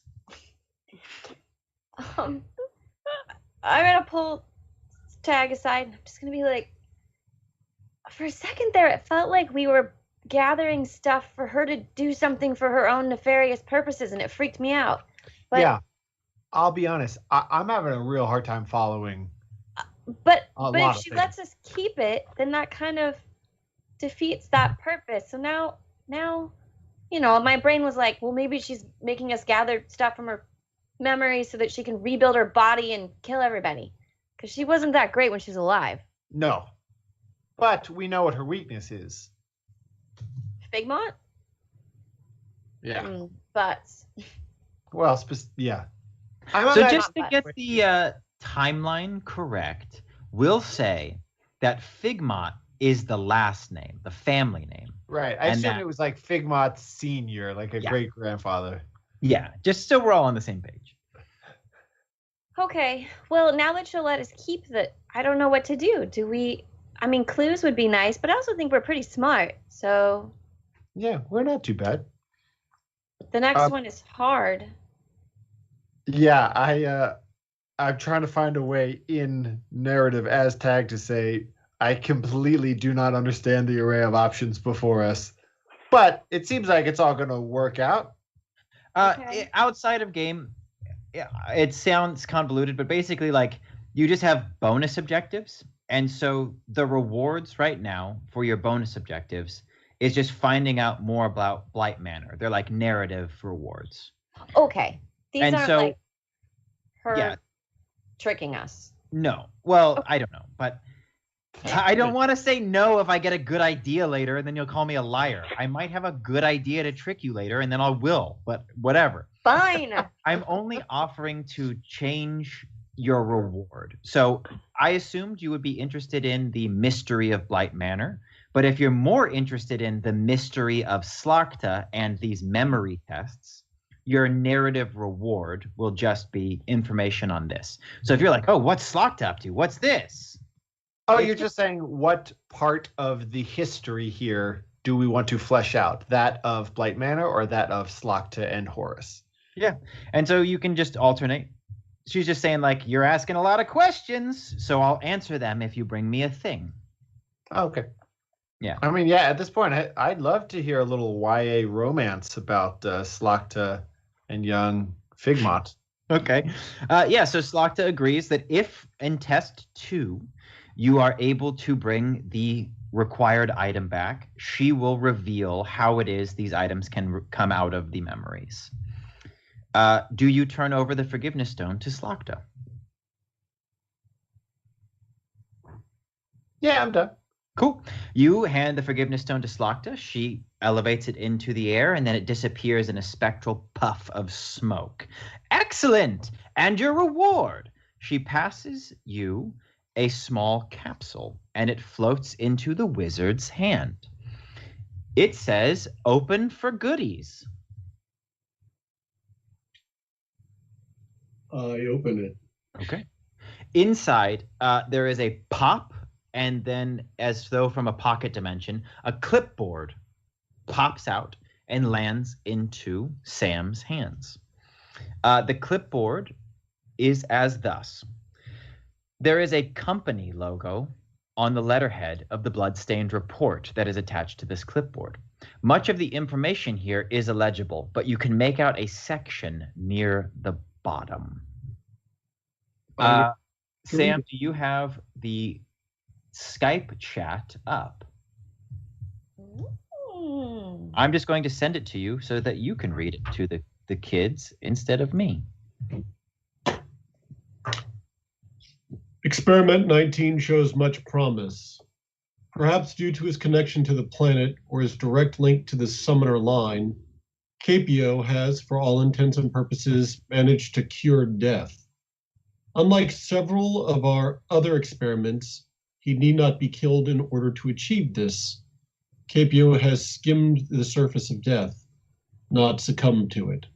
We cannot speak for his parallel or staff, however, whose sacrifices seem to have paved the way to Capio's success. So what you glean here is the first bit of the company that you've seen on Blight. And whatever Capio was up to, it seemed like they were at least aware of it, if not involved. Of course.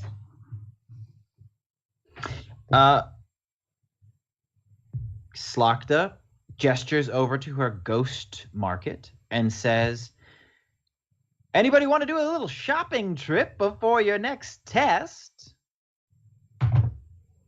Yes, and I flopped down a door handle. 5 gold. Excellent. What would you like? Healing potion, please. All yours. One floats over into your satchel.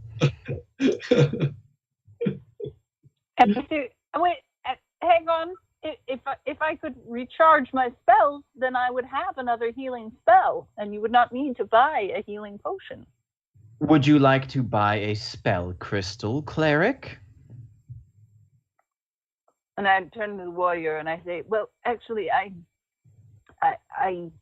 recharged my spells before we went into there, and now I am rather cash poor. I give her one of my triangles. All right. A spell crystal will be 10 gold. That's 2 doorknobs. Or 1 large padlock. I still have 5 of my own. Okay, I'll take 5 gold and a doorknob. Deal. And a spell crystal floats over to the cleric. Is there anything else you'd like?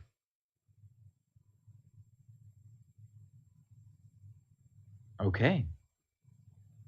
Well, before we begin the next test, I've got to pee. Let's take a 2-minute break.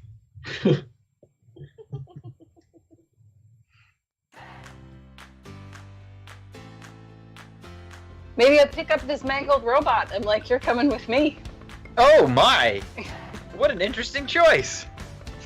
Naylan is my first name. Junge is my last name. Okay. Mr. Gunge. Junge. It's a Mr. soft G. He looks at the summoner over your shoulder, and this robotic smile fluctuates and goes, I'm not sure its capabilities will be able to immediately fix all of the ailments of your party. I realized that me taking the form of someone close to you would put you at ease. Well, that didn't work. I feel much more ill at ease. Oh, well. Whoops.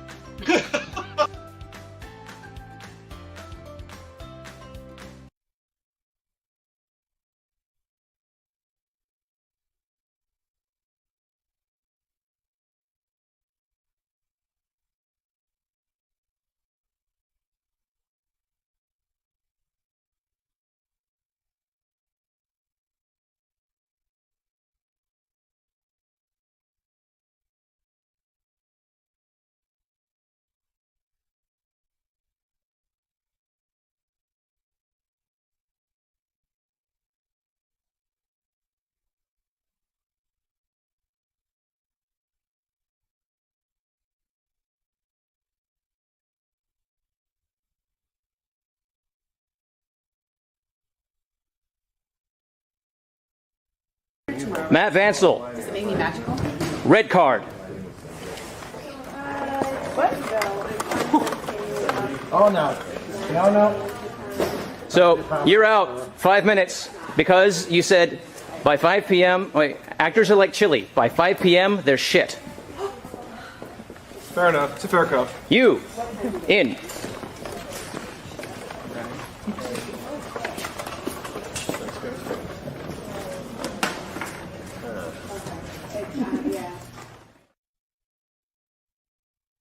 The following is a paid advertisement. You all had the stew? Uh-huh. Okay, I need everybody to make an easy constitution check. Are you kidding? You all rolled ones. That's okay. It's just stew. They serve it at the inn all day long. No big deal. She'll be fine. Okay. What? What? Your entire party dies of dysentery. Gosh! We have builds that should let us survive that, but our dice betray us. I wish there were a way to show these dice what we really thought of them. Has this ever happened to you?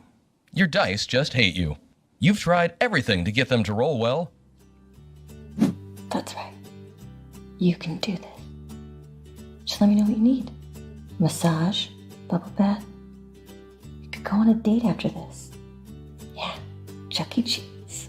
Seducing. Hey, come on, baby. Don't be like that. We're together. And the mood is right. Reasoning. You are a 20-sided die. The odds of rolling a 1 are 1 in 20. Now, the odds of rolling 5 ones in a row are 1 in 3.2 million. Why? Why are you sucking? Stop sucking, please. Threatening. Oh, really? You think I won't do it? I've done it before. And I'll do it to you. and even dark offerings. To the gods of blood, I offer you this sacrifice. Then you need Die.Club, the ultimate in dice retribution services. Here's how it works, and some testimonials. So the best thing about Die.Club is that they fit the punishment to the crime. For example, my rogue walking down a dungeon corridor. I roll a spot check. I roll a 1. I fail to see the gelatinous cube. I walk into it, get dissolved completely. Oh! Damn you, Die! All I had to do was jump out of a tree. I had max ranks and tumble. I rolled a 1. For a long time, I was just angry at the dice. I wanted to punish them, myself. But it's too hard. It hurt my hand. It hurt the tools I was trying to use. I even ate one of the die one time. I had so many ranks in balance. So many ranks in balance. A suspension bridge over a pit of lava. I failed the roll, obviously a 1. So, I send my die off to Die.Club. Now my die is sitting in a jello mold in someone's refrigerator in North Carolina. Thanks, Die.Club. Take the offending die. Place it and seal it in the provided envelope. Mail it off to Die.Club. I put my die in an envelope and sent it off to Die.Club, and a week later I got its mangled corpse after being put through a wood chipper. Now I have time for my real friends. My Sailor Moon body pillow and I have gotten very close. It wasn't just the feeling of satisfaction I got knowing that my die had been utterly destroyed. I got back together with my girlfriend. I got the idea to get that bike tire repair kit, and I haven't had a herpes outbreak in 5 months. Who knew how good my life could be thanks to Die.Club? Thanks to Die.Club, I don't have to put myself in danger to put my dice in danger.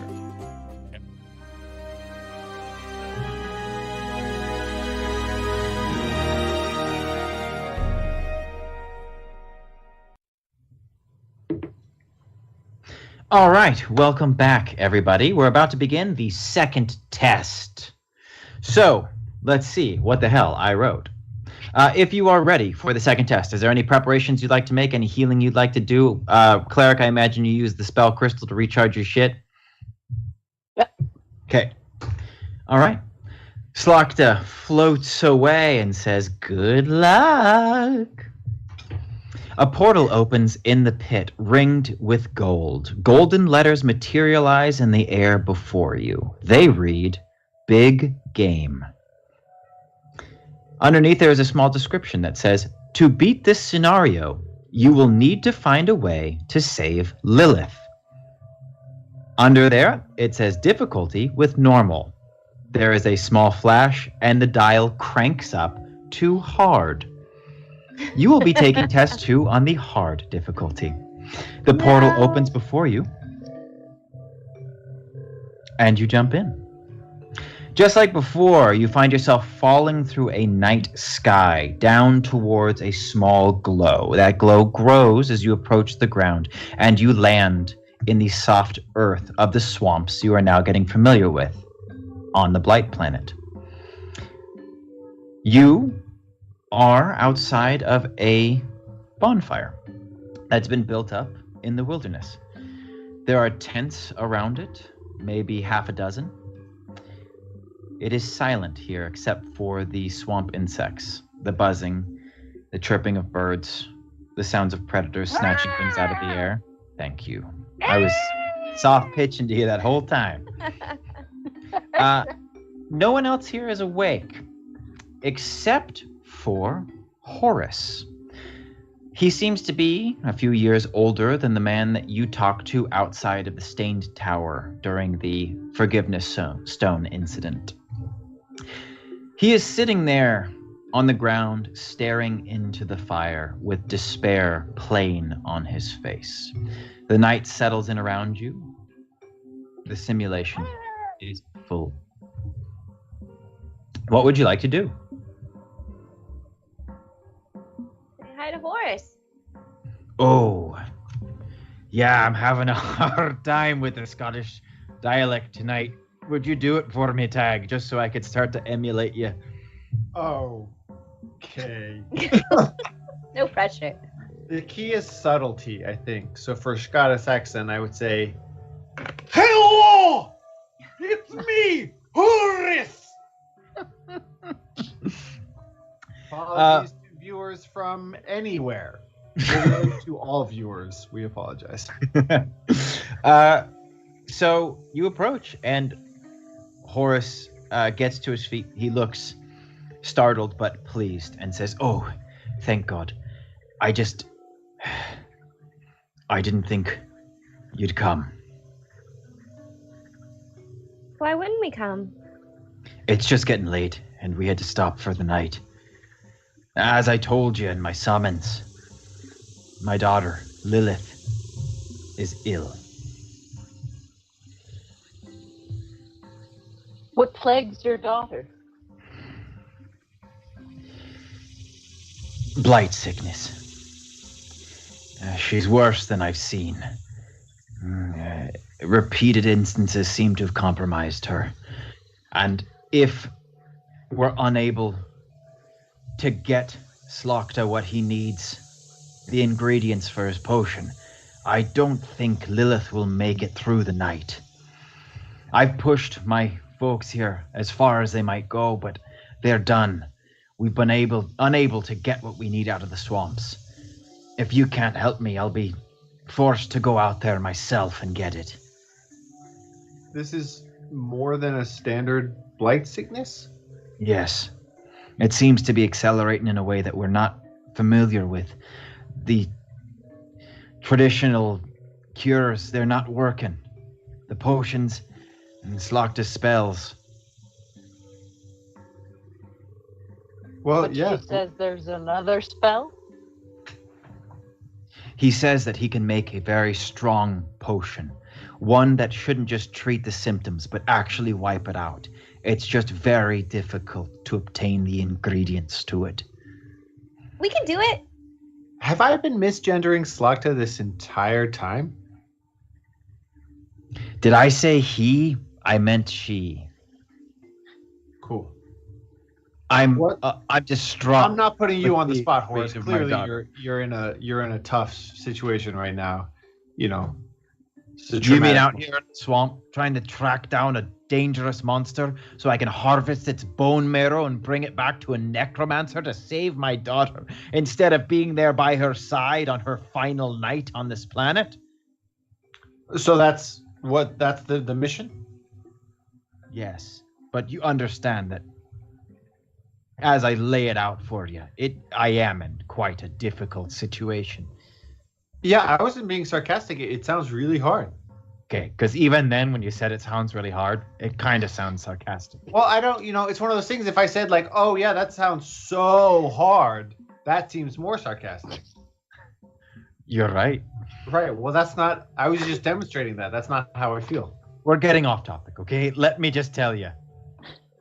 Slokta knows that the bone marrow of an ancient creature, the Eldritch Mare, it's a sought-after potion ingredient.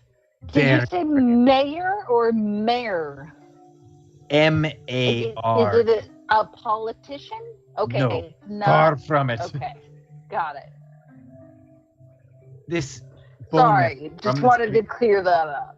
Sure, yes. If it was that would be a very strange request for me to be making.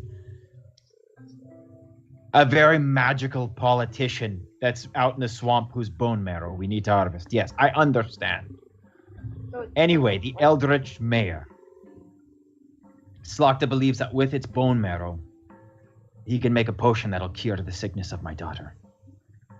Sorry, now I'm hearing it too. Are you saying he for Slokta? I keep saying that. Yes, I mean she. You don't think that women can be powerful necromancers? I didn't say that. I'm just... Is that the type of environment you want to raise your daughter in? That her last memories of you are that you want to disenfranchise the abilities of, female necromancers? Is that like the type of And environment? I turned to Bryn.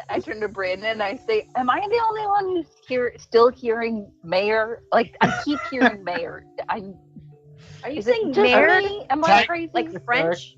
why couldn't a mayor be a woman? You know? Look, there's just a few typos in the notes that I keep referring to when I'm speaking to you, okay? He looked down and Horace has just got a bunch of pieces of paper. It's obviously distressed.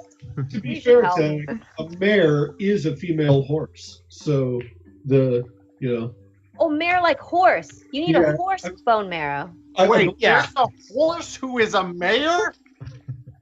Yeah. Double. You are the extremely capable mercenaries I sent out to help for, right? Yes. Yes. Okay. But we're also not going to let you casually reinforce the patriarchy with your cavalier necromancer talk.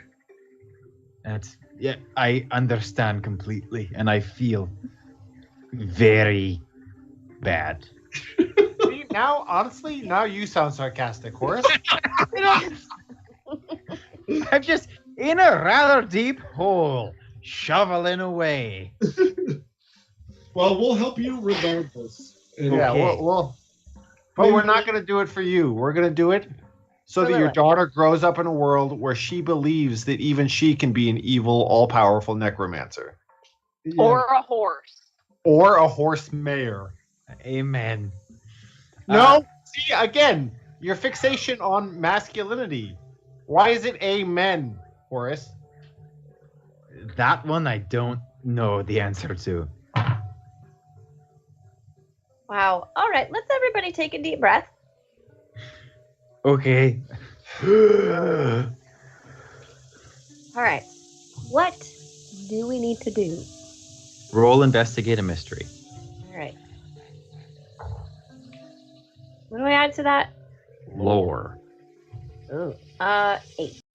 Okay. You get to ask 2 questions. Where is this mare? Town hall.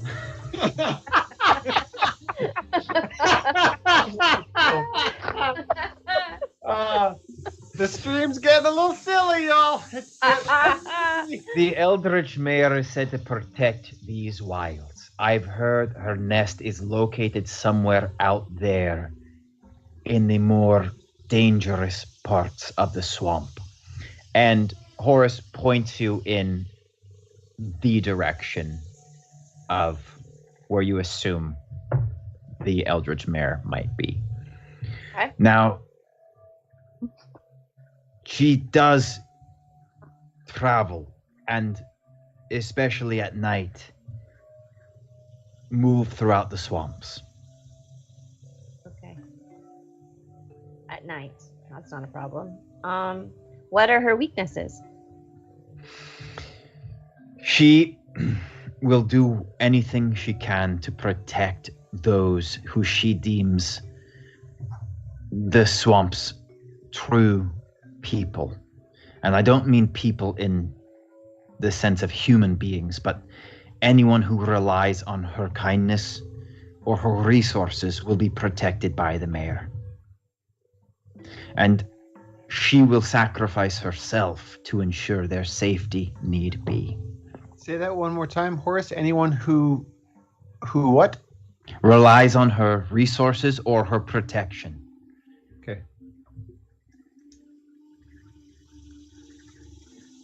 And you need what of this marrow? You said bone marrow? Bone marrow. Do we have to kill her to get it? I'd rather not. Well, interesting that you asked about alternatives. I've also heard of an old druid who lives out there in the swamps as well. If you can find her, she may have information about the Eldritch Mare, or perhaps know a way to cure the sickness. She is one with the swamps. Okay. Any ideas how we'd find her? No. But I imagine she'd be in the same general heading as the Eldritch Mare. Okay.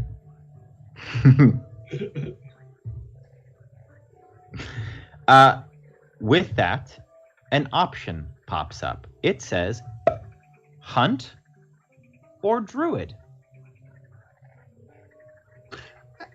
It seems like if this party has just rescued blighted creatures in the same episode, I'm hard-pressed to justify hunting a magical, mystical beast. But yeah, it hardly seems to scan morally or ethically to take the life of one thing to save the life of another thing. I had a feeling you might think that. But if Bryn had not asked about alternatives, you would not have heard about the druid. Something to keep in mind for the future.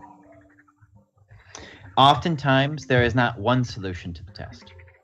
Okay, so we're going to be moving out into the swamps. Part of hard mode is that it is the middle of the night, which is going to make visibility very minimal, as well as things usually hunt at night. So we will be undertaking a journey into the swamps. I've yet to really figure out a way that I like to do journeys, so I'm going to try another way now. Okay? You're going to be headed towards where you hope to find the druid. There is going to be a denseness of jungle that springs up out of these swamps, and you can tell that you are farther out into the wilderness of this planet than you have yet seen in any of the visions or any of the places that you've been since you've been here. We're going to just need a volunteer to start us out in initiative. You looking for rolls from everybody? Eventually, yes, but we're going to do these one at a time. Well, my dice have been hot. Okay. What attribute would you like to use? You'll be making a straight roll with your attribute and then telling me how you would use that attribute to navigate through the swamp. You don't have to have a plan, you just have to have a gist. And then your success or lack thereof will dictate the situation that is presented to the next party member that they have to solve. I will be using lore. Okay. And the concept would be that there are going to be, through my magical knowledge, know that there are certain more obscure indigenous life, like plants and moss, that there are going to be currents even within the swamp, and that there may be offerings of the paths less traveled, and as druids are known to prefer secrecy and be more difficult to come by, the more treacherous paths seem like they would probably lead us in that direction. All right, roll lore. All right, here we go. Here we go, baby. I'm getting above a 6. I believe in you. I believe in you. Above a 6. Here we go. Because I get +3, so I'd have to roll super duper low. That's not going to happen. First success of the day.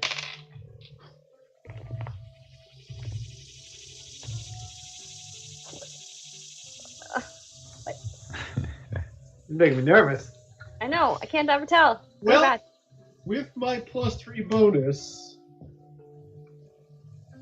I should have phrased it better because it's exactly a 6. Okay. So, what? Really? Yeah, so I'll just go ahead and add another little tally here. Now you do, look, I'm all about leveling our wizard up, but you do have money in the bank. If you want to, Sam or Puck has a +1 to spend, if you wanted to pop that up. Yes. Yes, okay. Absolutely. You definitely aren't going to be getting blight sickness, which is what you definitely would have been getting if you'd failed. Definitely going to use that +1. Thank you, chat, for allowing me to make my first success of the day. Thank you, chat. That's unbelievable, man. Those are some hot dice. Thanks, chat. Thanks, chat. So, what ends up happening is that Sam, you are Sam right now, right? After you came back from the blight. Yeah, okay. So what Sam is right. There's actually some notation in his spell book when flipping through. And you are able to find what is at first different entanglements of plants as though they've been braided or arranged. And eventually these lead you towards, in the darker forest, as you go and it just gets worse and worse, small totems and way stations that you can tell have been used by somebody who knows this land well. And you get the impression that you're not finding all of them or finding them in sequence. It's almost like you're stumbling into one every 5. But this must be the markings of a druid or any of the creatures nearby who would be leaving offerings to them. And with this, you are able to start navigating the swamp in a direction in which these currents Sam spoke of seem to be accumulating. You know, as if the several different trickles of this magical pull are starting to form into streams and then rivers, and you start to move down into these deep jungle. But he was also right in that the more treacherous path is the way the druid would probably travel, and the brush is beginning to get thick and almost impassable, which brings us to Bryn, our warrior. How would you like to assist the party in getting through this near unmanageable brush? Well, since my vampirism is getting closer to taking effect, and my eyesight is very, very keen, am I able to see further than they can through the brush? I think so, yeah. It's still going to require a roll, but in the narrative framing of whatever you're doing, an increase in eyesight can play into that. I would like to. Is there a tree nearby where I can get a high vantage point and do some scouting? Yes. So you're in a place where most of the paths that you're taking are anywhere from knee to waist deep, disgusting water with a bottom of just sticky mud. Everything is soaking wet. It seems to rain constantly here, and it's very humid. There's a lot of bugs in the air. All of the trees are pretty stooped and bent over, but there is one that rises up out of this jungle, and around it there are several totems in which offerings of berries, twig figures, and several other different types of flowers have been made to the druid, and it does seem as though it would be your first vantage point if you could climb up. Please roll plus dex. 10. Okay, you climb straight up. You are going to be able to, with a full success, find a way towards what looks like the one and only clearing in the midst of this jungle. So you now have a definite heading that is going to give Tag a +1, but it is going to be up to him to get you there. You are in the pitch black of a swamp and you have a good heading. The brush is thick. Tag, how would you like to assist the party in getting to the clearing? So I think as it was getting, as Tag was first trying to navigate in the dark, he was fighting against the darkness, trying to see, trying to reach around and figure out where he should be leading. But as it's continued and as that's gotten harder and harder, and as he's kind of just gotten a little more tired, you know how when you're tired, your brain takes a bit of a backseat to your intuition or your gut? I think that's what's happening here. He starts to just find the natural rhythm offered by the architecture of the forest, that as animals, the druid, when moving in and out, as all of these sentient beings are making passage through the forest, they carve out natural pathways. And I think once Tag stops fighting against the darkness, but just trusts that his body in this new dexterous rogue form can handle it, he steps down and a foot kind of twists and pivots to find a hold which leads him a couple degrees to the right, which is actually the path, because he can grab a vine, swing from that right into a little gully that shoots him down. And so it's my long narrative way of saying it is his dexterity with a roll of a 7 that he uses to lead. Okay. There will be no penalty moving forward. The way that I see it is you get a +1. Yeah, still, it doesn't matter. It's an 8. A full success will grant the following person a +1. A failure is going to give them a negative, and there's also other consequences, maybe. But a partial success is just going to present an obstacle with no penalty. So with Tag's guidance, you do find that you guys are moving in a rather zigzaggy pattern through the swamp, but even though you can't necessarily do every maneuver he's doing, like leaping off of logs and swinging through vines, he has found what seems to be these game trails, these pathways through the swamp in which the roots themselves seem to have spread and made even walking in the water easier. You are close. You can tell. All of you can feel some presence here that's been guiding these currents that Sam found, the pathway of the totems, and now this strange game trail labyrinth that has brought you here. But the final piece of this puzzle is that though you are close, it seems that these pathways have deliberately stopped without entering this clearing. And Cleric, you will need to get your party the last little bit of the way through. You have a feeling about where it is, but somehow you seem to be lost, as though the trails have all petered out. I'm new to the sensation of magic, but I feel something inside of me. And Rex is not someone who considers herself in any way a spiritual person or connected to the world around her. So being in this situation now, it's like if anyone's ever had the experience of putting on glasses for the first time and realizing like, oh, I needed those all along. Now I can see the world much more clearly.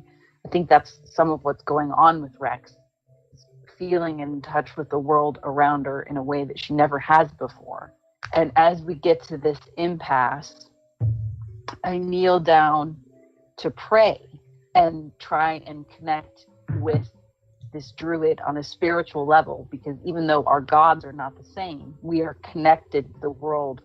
There are these strings of the invisible strings of magic all around us that are woven into the world that we can both reach out and touch. And so I kneel down to pray, and I say to the druid, we come in peace and seek healing. And then I kind of just open up one eye, like squinty, like, am I doing this right? And everyone else still has their eyes closed, so I shut my eyes again. And I'm like, hello? Roll plus magic.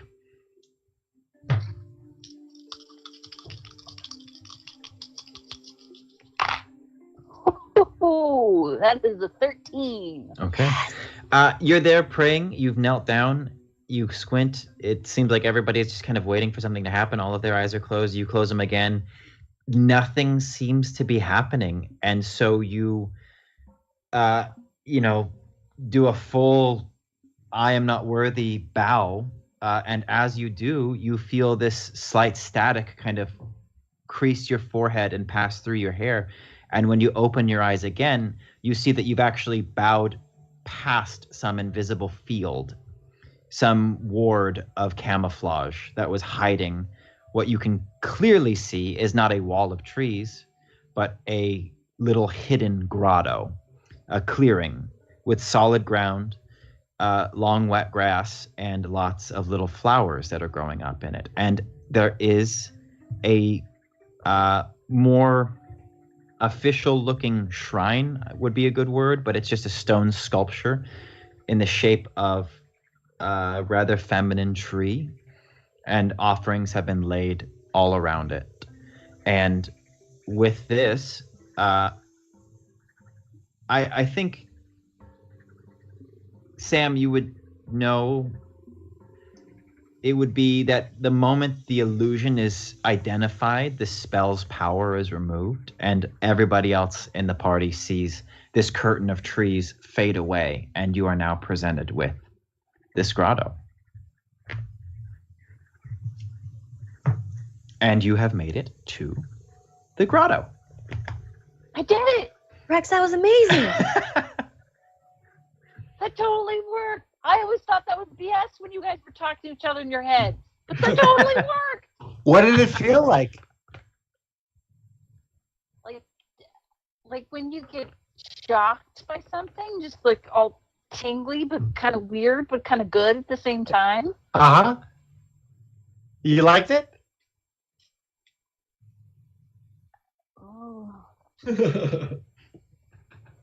Yeah, Cool. I guess. That's really exciting. I miss it a little bit. We haven't been here long, but it's kind of just it's exciting to watch someone use magic for the first time. I wasn't supposed to have magical powers. I remember when I discovered it, it was much later in my life than magical entities usually are. It's just cool to see another person go through that. Another late bloomer, I'll say. It's fun. Anyway, if you want to talk about, we can talk about magic later. But anyway, it's cool. Really good job. Really nice. So what would you like to do? Thanks.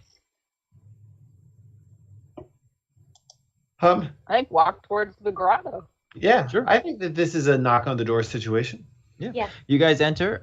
You can tell that this is a sacred space in the sense that there seems to be very old magic here. It is not holy in a traditional sense, but a place of power for sure. The flowers seem to grow up around you as you move towards the shrine. When you approach, you see that there is a rustle in the bushes behind the shrine itself. You can see two little eyes watching you from the bushes, and then right above them, a third opens. What do you do? I throw it some meat from my pocket. This does not go over well. Oh, no. There is no outward response from the thing. It only backs up a little bit, and then you hear a little sneeze. Bless you. I thought it was a dog. But also, bless you. I make blessing motions. With these strangely religious gestures, the creature leaps out of the bushes and into the lap of this. It's kind of like roots that form the lap of this shrine, and you see that there is a rather large fox with webbed feet, 2 tails, and 3 eyes that is standing on the lap of this shrine. I freaking love foxes. Yeah, that's cute as hell. Yeah. Even with the extra eye. Hi. Can you understand us? Sorry, this is my first fox that I've talked to. The fox sits down, cocks its head, and its 2 tails go up over and kind of wiggle in your direction.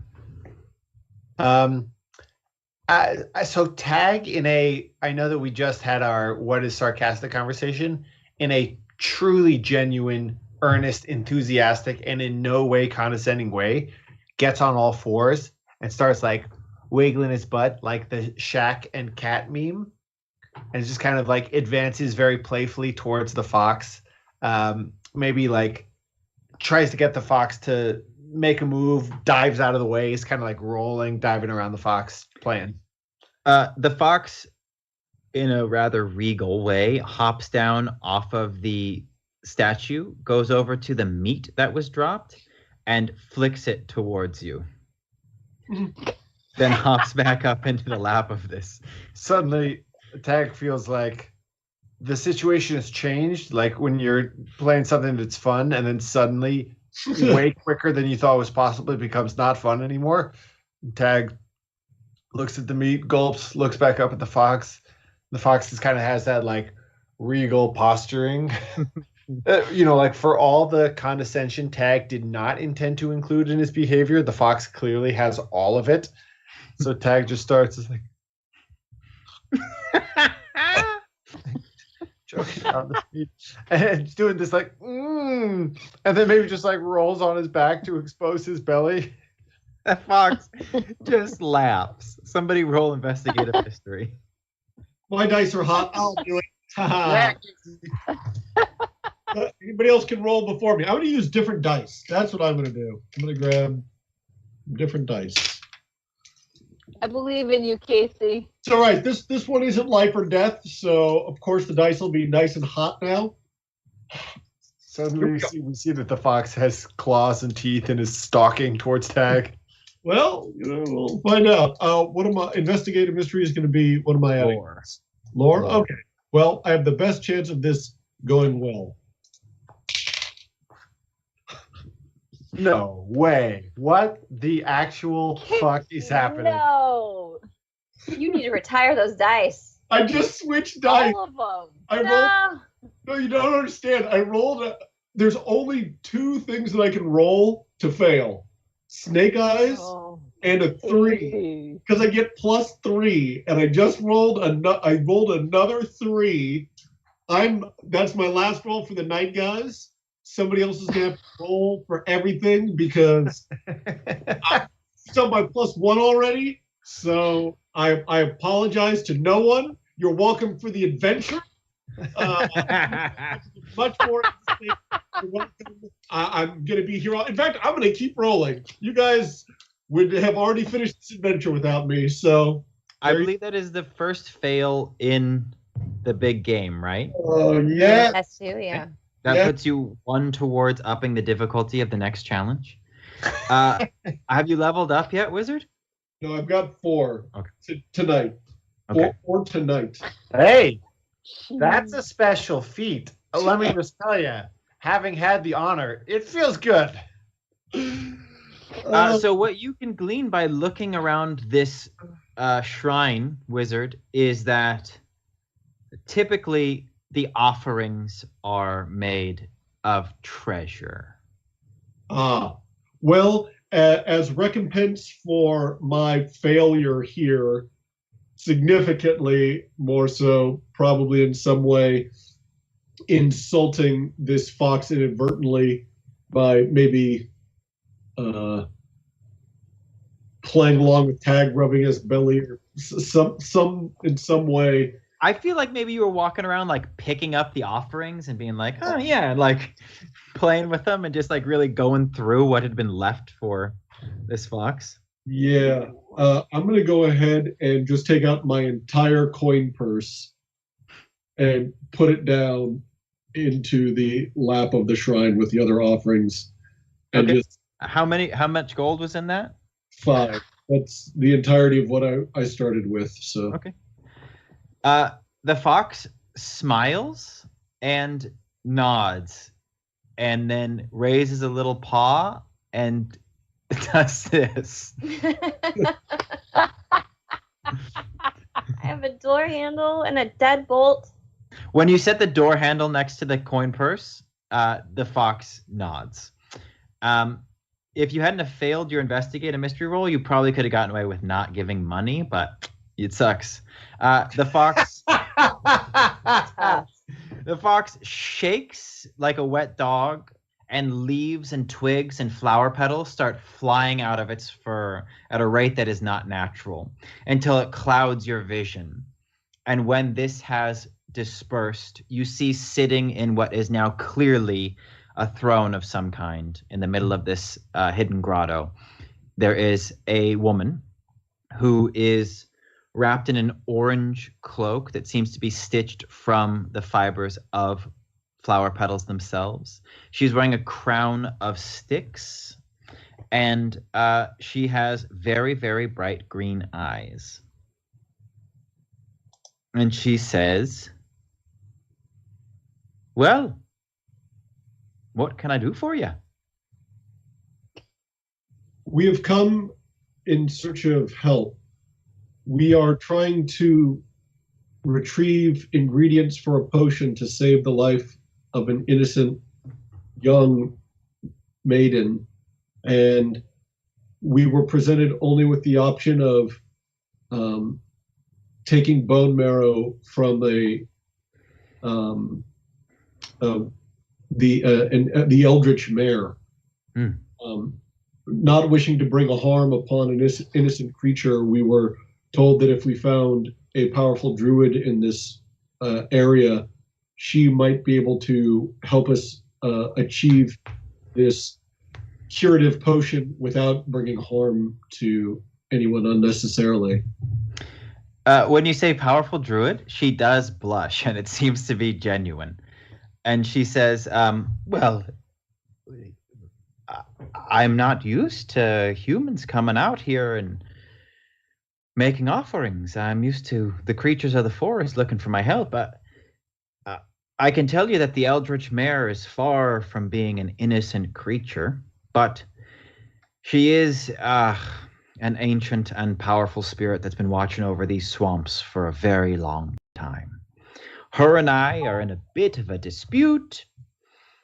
I'm trying to come up here in the ancient, powerful guardian career track, and the mare's kind of got a lockdown on this area of the swamp. So I'm thinking about moving. If you were to hunt her down and get her bone marrow, you might be doing me a favor, but I can see why that might have left a bad taste in your mouth.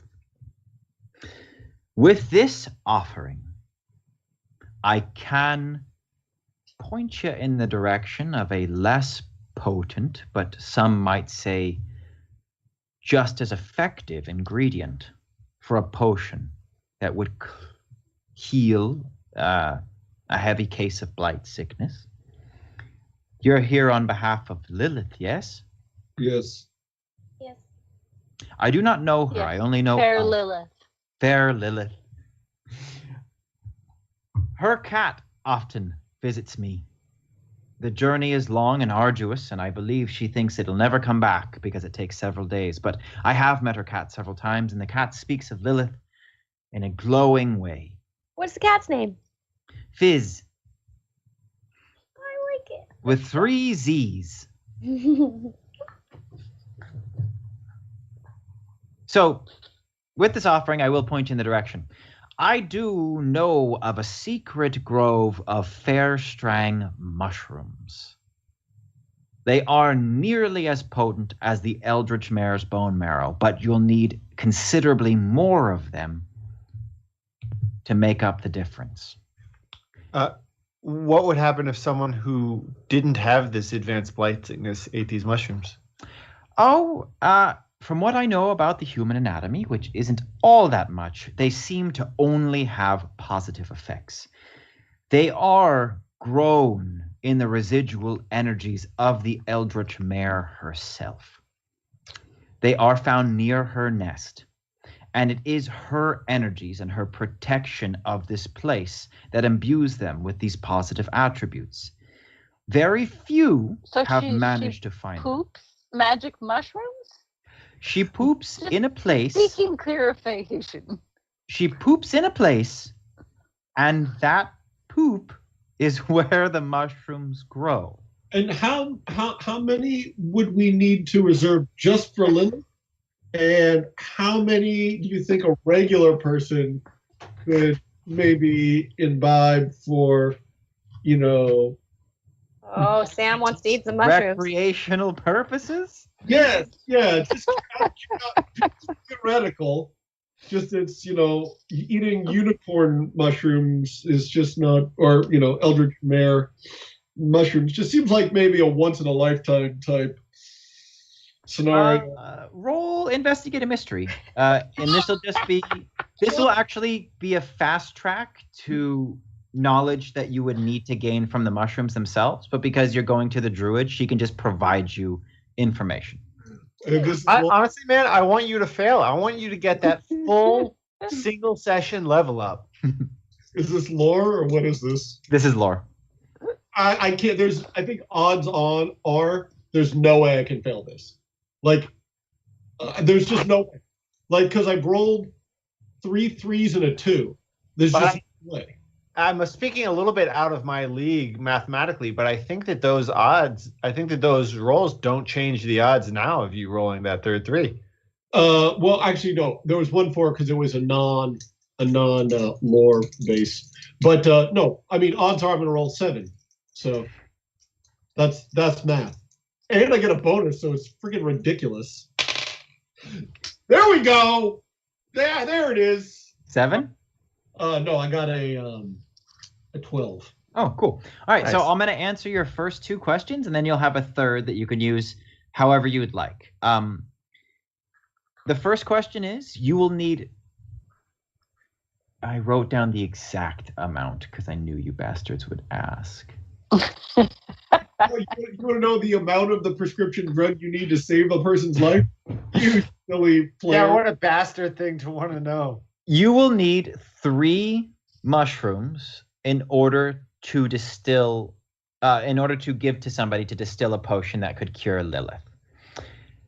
To further answer your question for that 12, she knows that you can eat it to get 3 HP and cure blight sickness. Not an advanced case like Lilith's, but like if you were to get attacked by something that gave you blight sickness, you could. Or you can cook them down, and 1 fair-strang mushroom can create 2 health potions with the added effect of curing blight sickness. Ooh. Nice. Hey, we're going to do some cooking. And cool. And then, what was your second? That answered your question, right? Yeah, because it's that's what happens when one person eats it, and that's how you cure Lilith. So what's your third question? She seems to know about the mushrooms, the Eldritch Mare, and where the nest is. Is there anything else that you want to know before trying to go after this? Will the Eldritch Mare something that can be reasoned with, or if there is conflict, will it simply be an unavoidable danger? It's part of the reason that the Eldritch Mare and I have been unable to come to terms on who should be doing what in this very wonderful enchanted part of the forest.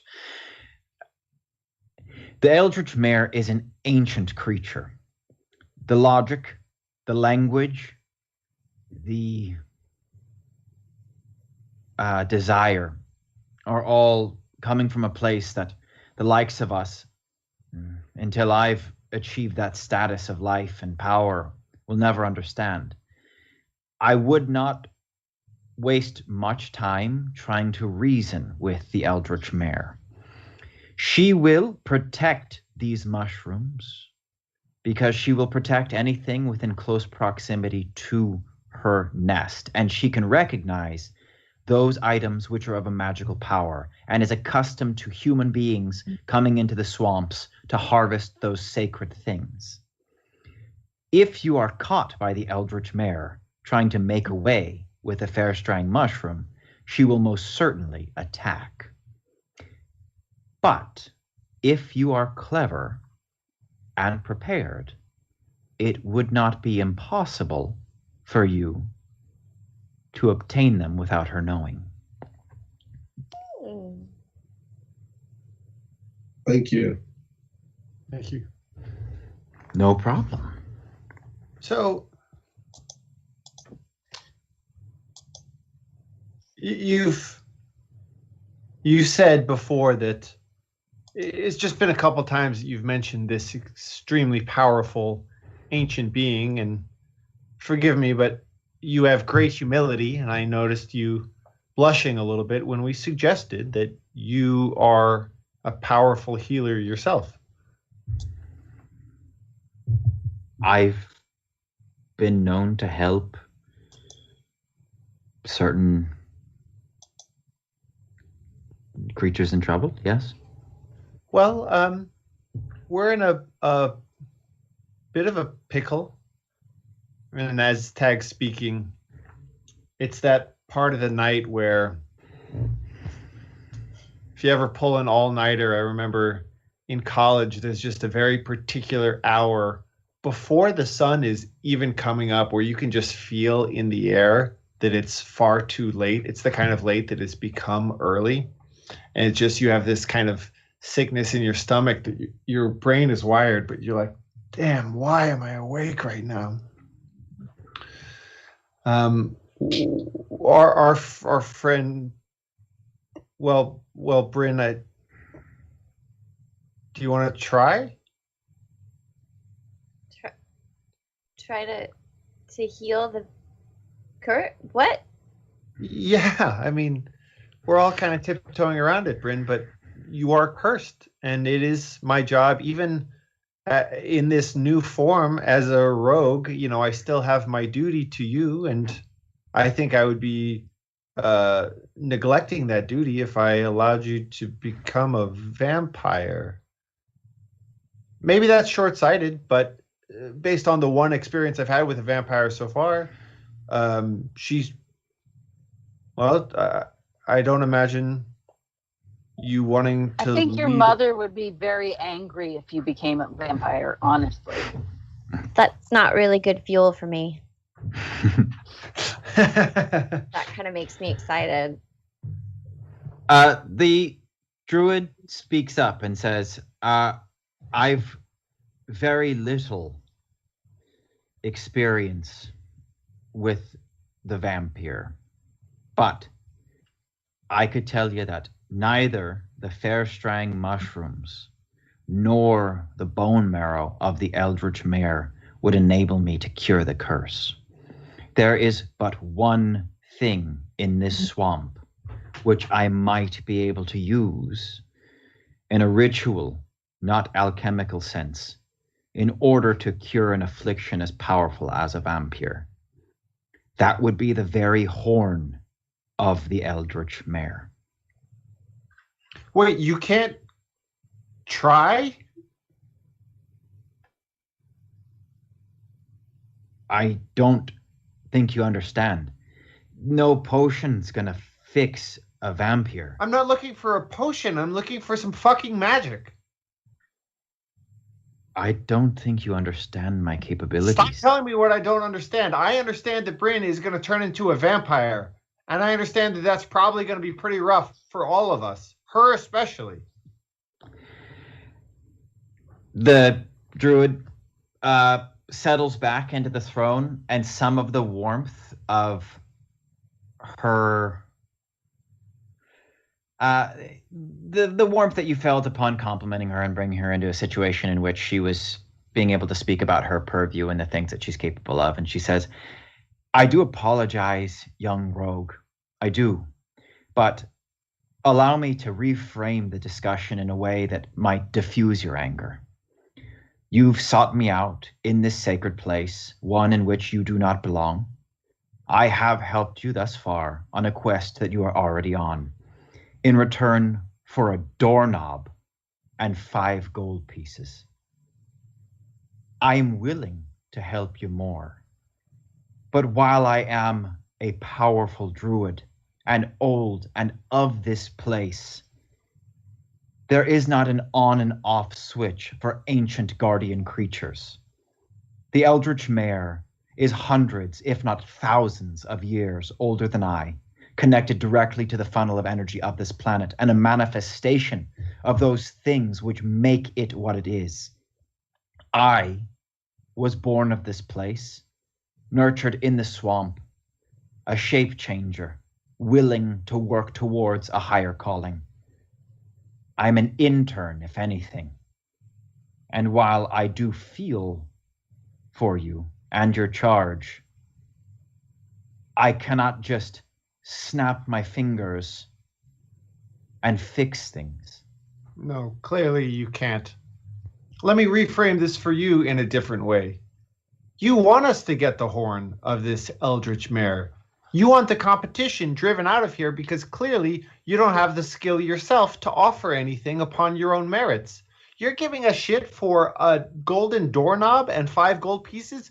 You're the one who's demanding monetary payment to even appear in front of us. Isn't there some kind of Hippocratic oath for druids? You know what? Never mind. It's very clear. You've offered us all the help you can. And Tag turns to the rest of the party and says,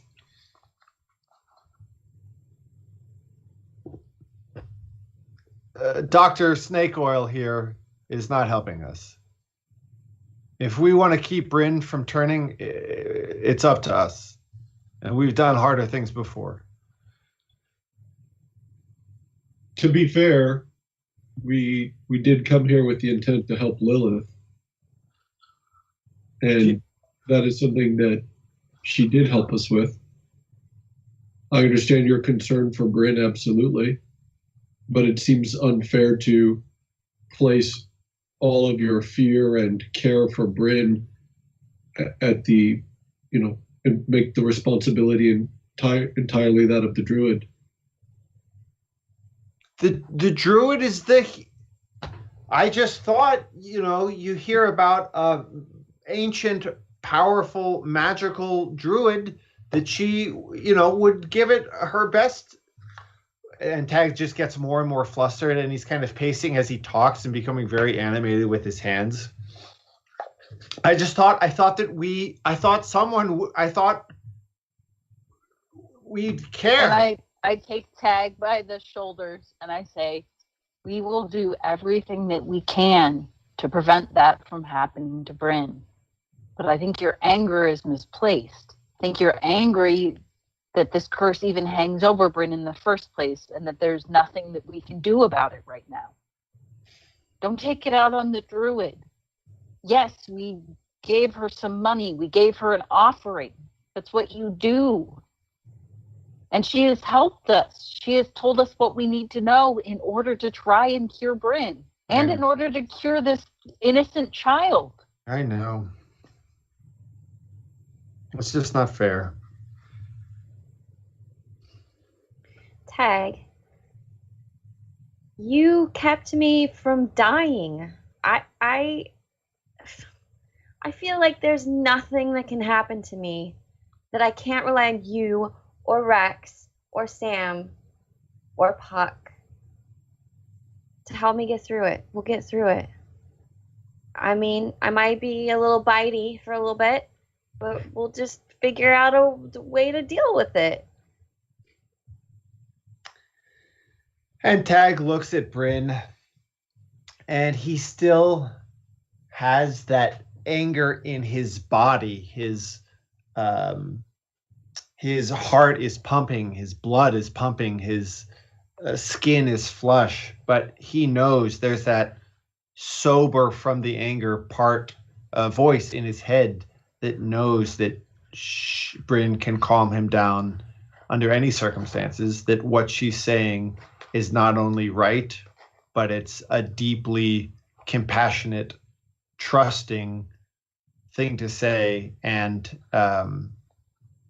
he knows it's just a matter of time to let the anger course through him, to release, and that if she trusts him, he trusts her. And even though he's still going to worry about whether or not it's going to turn out all right, he will believe. And if you want to punch something, you can borrow my brass knuckles. If alleviates a lot of tension. And he just looks at the brass knuckles, spins around, knocks an arrow, and just releases it thud into, this giant knotted oak tree that's 40 yards down, and just screams as he releases the arrow. And Rex wistfully says, I miss punching things. I think that the tension is not gone, but the immediacy of it is diffused for the moment. And you all turn as the arrow is vibrating in the trunk and face the shrine once more. But the fox and the doorknob and the bag of coins are all gone. There is just a small flutter of petals that are falling down onto the lap of this throne. And then you realize that the earth below you, the solid meadow that you had approached, is softening under your feet.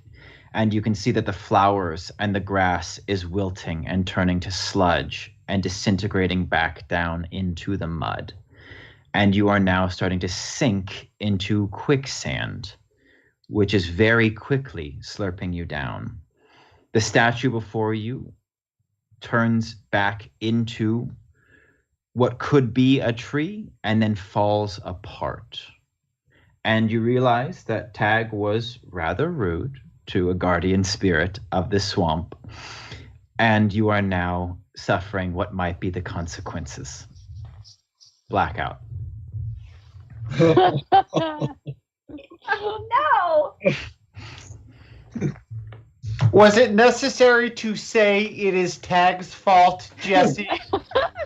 I don't want to be the bad guy here, okay? Because you do that and you guys are like, whoa, we paid the sage, whatever, we should get the free pass. You would have. Stick my head in the quicksand and look around. Huh? What?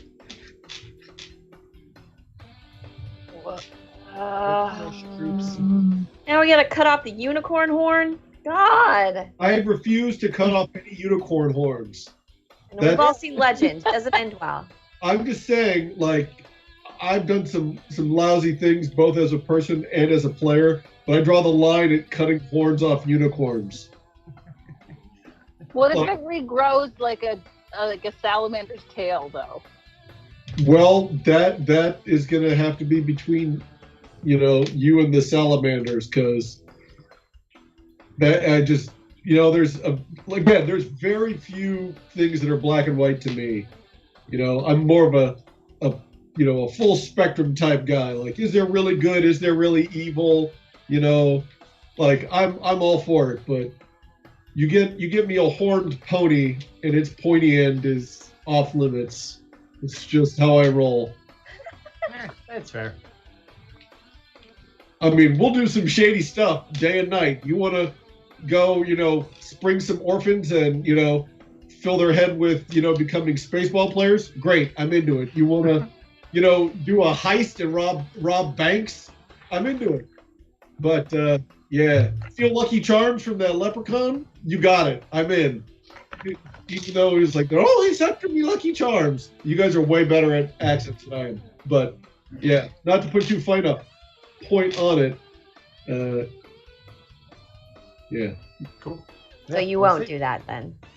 Yeah, we'll see what happens. We don't know what's going to go down when we see that mare. There's a lot of choices in front of us. Meatloaf wrote a whole song about it. I'll do anything for love, but I won't do that. He's talking about chopping horns off unicorns. I would do anything for love. Okay. Meatloaf? Okay. I'd have to consider it if the horn was made if it was like a churro. Then it's like, well, I mean, if it's a churro, maybe there's some incentive to. Why would it be a churro? I don't know. Why wouldn't it be? Use your fucking imagination, Jesse. You talk about being into world building. Well, maybe unicorns have churros for horns. Yeah, it would get so soggy. No, It's a what if swamp planet? No, it's a candy corn. It's like made out of gumdrops, and if it was a candy corn, then I'd have to consider it. You're tangling up this narrative, man. Candy corn different than churro. No. Yeah, I don't want a candy Instead of a unicorn, it's a candy corn. It's a unicorn made out of candy. Then you have to start considering things, because it's not like a classical unicorn. It's like a dessert. It's a Disneyland cart sweet. Yes. I feel like that's almost more horrifying if we eat it, though. We find horror in some really unique and unexpected places over the course of this show. Banana Split, that got very horrific very fast. Mm-hmm. It just made me hungry. Banana split? Banana split with a hot dog instead. Banana split with 2 bloody forearms. Yes. Option 3. All the way. Just get rid of the bananas. But the potassium. I'm actually allergic to bananas. That was a very real reaction to me. Oh. Okay, we have a question. I knew that about you. You did it? No. Oh, yes. Nope. You like anaphylactic shock? Like if you eat a banana, you'll like. No, it's more like my throat. My throat gets swollen and itchy and painful, but I can still breathe. Kiwis do it too. Yeah. It's weird. I think that this kid named Reed Culp is allergic to bananas. He's not a child anymore. He's probably my age. But he was one of my best buds in 5th grade. And he came over to my house, and we hung out all day like we do. And the last thing we did together was make banana milkshakes. And then we got in the back of my dad's old Jeep Grand Cherokee and drove Reed back to his house. And I got out of the car, and I was like, Reed, you coming? We were going to hang out at his house. And he just sat there for a minute silently, and then just threw up banana milkshake everywhere. I remember that he didn't move. He just sat there and was just like, blah. And we were like, what's up? Are you okay? And he was like, I don't know. And he just got out of the car and left. I have not thought about that in decades, but that's his real name. Sorry if this is strange what I'm doing. Reed Culp, everybody. You're one of the I feel for you. people currently watching Void Jumpers. Reed, I think you're allergic to bananas and you didn't know. We would have been 10 years old, 5th grade. I wonder if you'd be fine with banana, because I can eat banana Laffy Taffy. Not a problem. So I don't think there's real banana in that, though. If Reed is watching this, he's just like...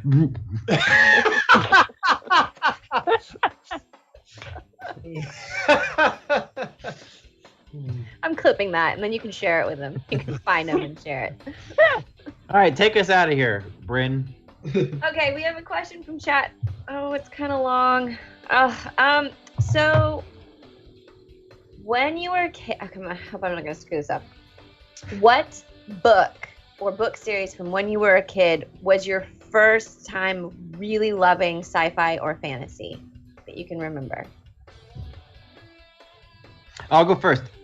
In the Discord, I went on and on. I don't think I went on and on. I think they went on and on, but I started thinking about it all fucking day.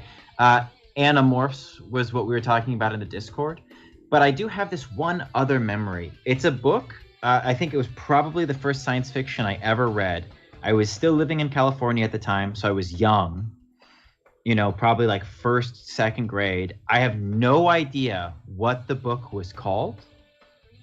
I don't know anything about it other than glimpses of what my imagination was telling me. And it was probably a little bit outside my reading. So I was probably just making up half of it. But I just remember borrowing it from some kid and sitting in the back of my mom's Jeep Wrangler while she had friends over and just reading half of this book and finishing it. And I just remember that it had floating dinosaur monsters, and I don't know, but I remember this so just sitting in that car reading that book. And still to this day there's 2 books that I do not know the titles of, and that is one of them that I just have no I don't know what to fucking Google. Normally I'd be book with floating dinosaur monsters, it's kind of scary or whatever, and Google would just show me. I can't find it, but that's the first time I ever read science fiction. But Animorphs is really close to my heart. Made me who I am today. I can go next. Please. For me, it was definitely Redwall. Redwall was the first series that I remember seeing that had a fantasy element to it that I really fell in love with.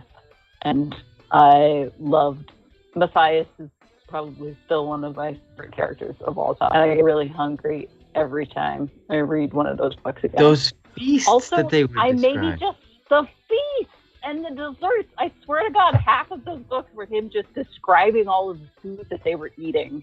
And I remember being in 4th grade, and Brian Jakes, the author, came and gave a talk at an elementary, the elementary schools combined, so that there were a bunch of kids who were all there listening to him talk. And all I remember is him talking about children being really depressed and flinging themselves off of buildings and going, whee! He was making a joke. Even at 10 years old, I knew that he was making a joke, but I also remember being 10 years old and being dark. Anyway, that's what I remember of Brian Jakes. Also, I maybe just found Reed Cole. Yeah, I looked in the chat at that link you clicked. That is 100% the kid who threw up banana milkshake in the backseat of the car. 1,000%. And I have not seen him. What's up? You found Reed Cole? That is, I thought odds are very, very small. That is 1,000% Reed Cole, who was absolutely my best friend. Charlotte, North Carolina, and I thought, maybe. Yeah, that's incredible. It is. Send him a direct invitation to this episode. Just clip it. Send it to him. Check this out, Miller.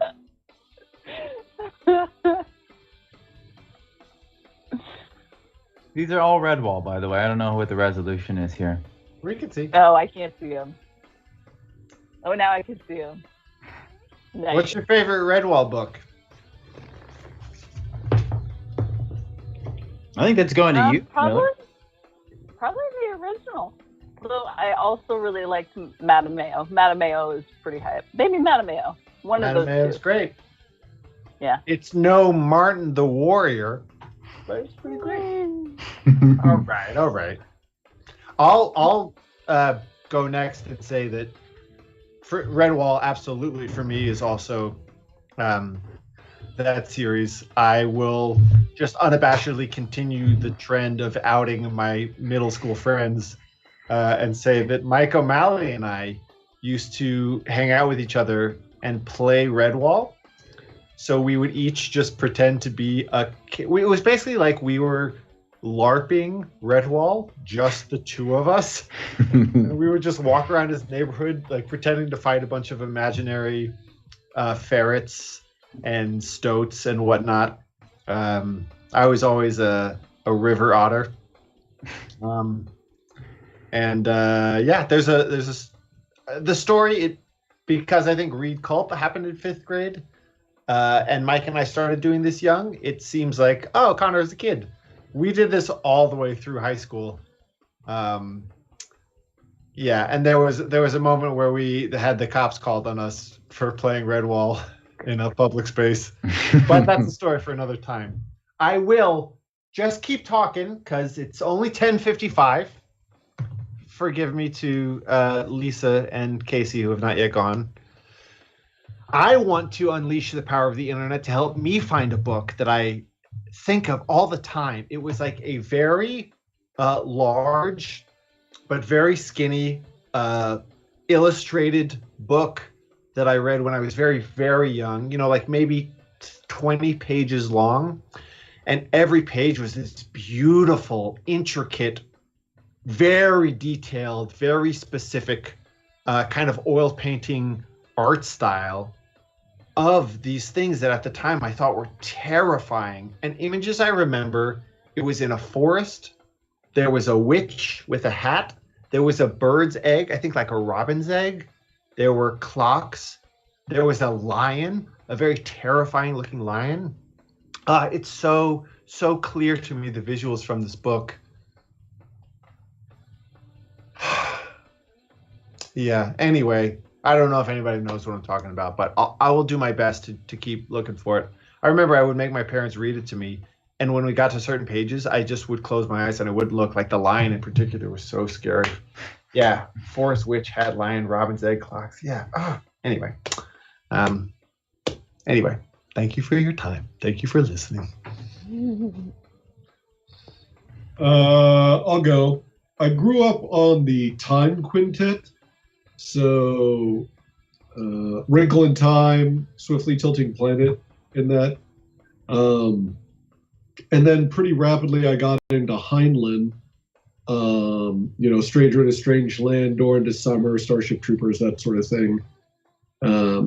One little juicy tidbit to give you an idea of how antiquated this sci-fi is. Oh, and I got to give a shout out to Orwell and Huxley as well. More so Huxley, because that kind of is the world that we live in now. Kind of jumped over the Orwellian, like, oh no, authoritarian, which we were kind of also in, but more so in the Huxley side, where it's like, the internet, and that's my life. But the antiquated aspect of Heinlein in Stranger in a Strange Land, where you've got this spoiler creature coming from Mars, basically, and they live in the future, and there's like teleportation devices and like flying cars and shit. None of the luggage have wheels on them. So like that, because that hadn't been invented in real life yet, people are still like lugging around these heavy suitcases as if that's like the only option that there is. And it's just one of those little details where it's like, I have a flying car. It's like, yeah, but you guys don't even have seatbelts. Like those haven't been invented yet. Yeah, it's just looking back on it in terms of some of this literature holding up. It's doubly amusing because it now feels more like Buck Rogers or Flash Gordon, where you've got ray guns and like flying saucer discs and stuff like that. So there's a bit of a like this sort of I don't know, more classical sci-fi, golden age sci-fi charm to it.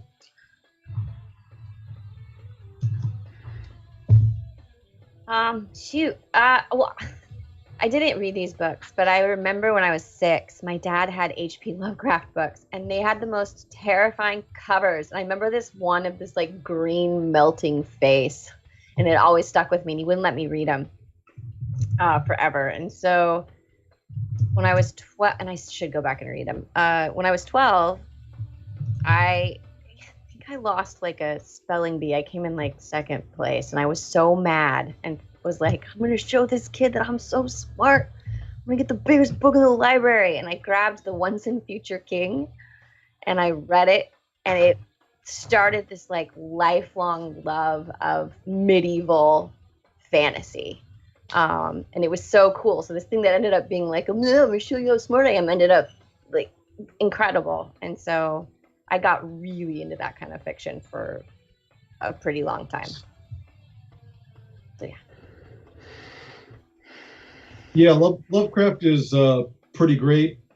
A little, mired in some of his, actual beliefs and narratives that it's difficult to, I don't mean to, bring up sticky things, but I, as a fan of quite a few of his works, I think it's important to couple with that some of the more problematic aspects of his writings. Super duper racist, dude. Oh, really? Casey's tiptoeing around it. Super duper racist. Not all of his works, but it's embedded in enough that it's. I just didn't want it to go without. Ew! I did not know that. Yeah, just again, there's a couple good essays online about it because he's for a long time been considered an underdog and titan of making many of the tropes that are reused over and over and over again in science fiction and fantasy today. And his writing is very stylized and good. Very like the prose is fucking incredible, but he was a super duper racist guy, that's and that horrible. ended up being injected into many of his works. And so it's one of those interesting things that Casey brought up, in which as we cruise more into this less of a separation of artist and art, it has been examined by some of these smarter cats in the literary circles, and there are some really cool articles online. Okay. What were you saying about it, Casey? Oh, yeah, just it's like, I don't know, part of my nature to give credit where credit is due. Like, oh yeah, guy was a good writer. Was he a good person? No. Would I, save him from a fire? Probably not. But I do always look forward to hopefully, sort of not discrediting my opinion by allowing it to be biased by disregarding the quality of his work. I think there's a great number of artists whose personal lives are rather not in alignment with my value systems or beliefs in how I would like humanity. Like, I mean, honestly, I could go into a whole tirade about the irony of white supremacy. It's just, I find it one of the most ludicrous and objectively, in a sort of strange way, hilarious concepts that, cultural bias of that magnitude doesn't automatically exclude itself from the concept of being superior. Anyway, yeah. You also, yeah. Anyway.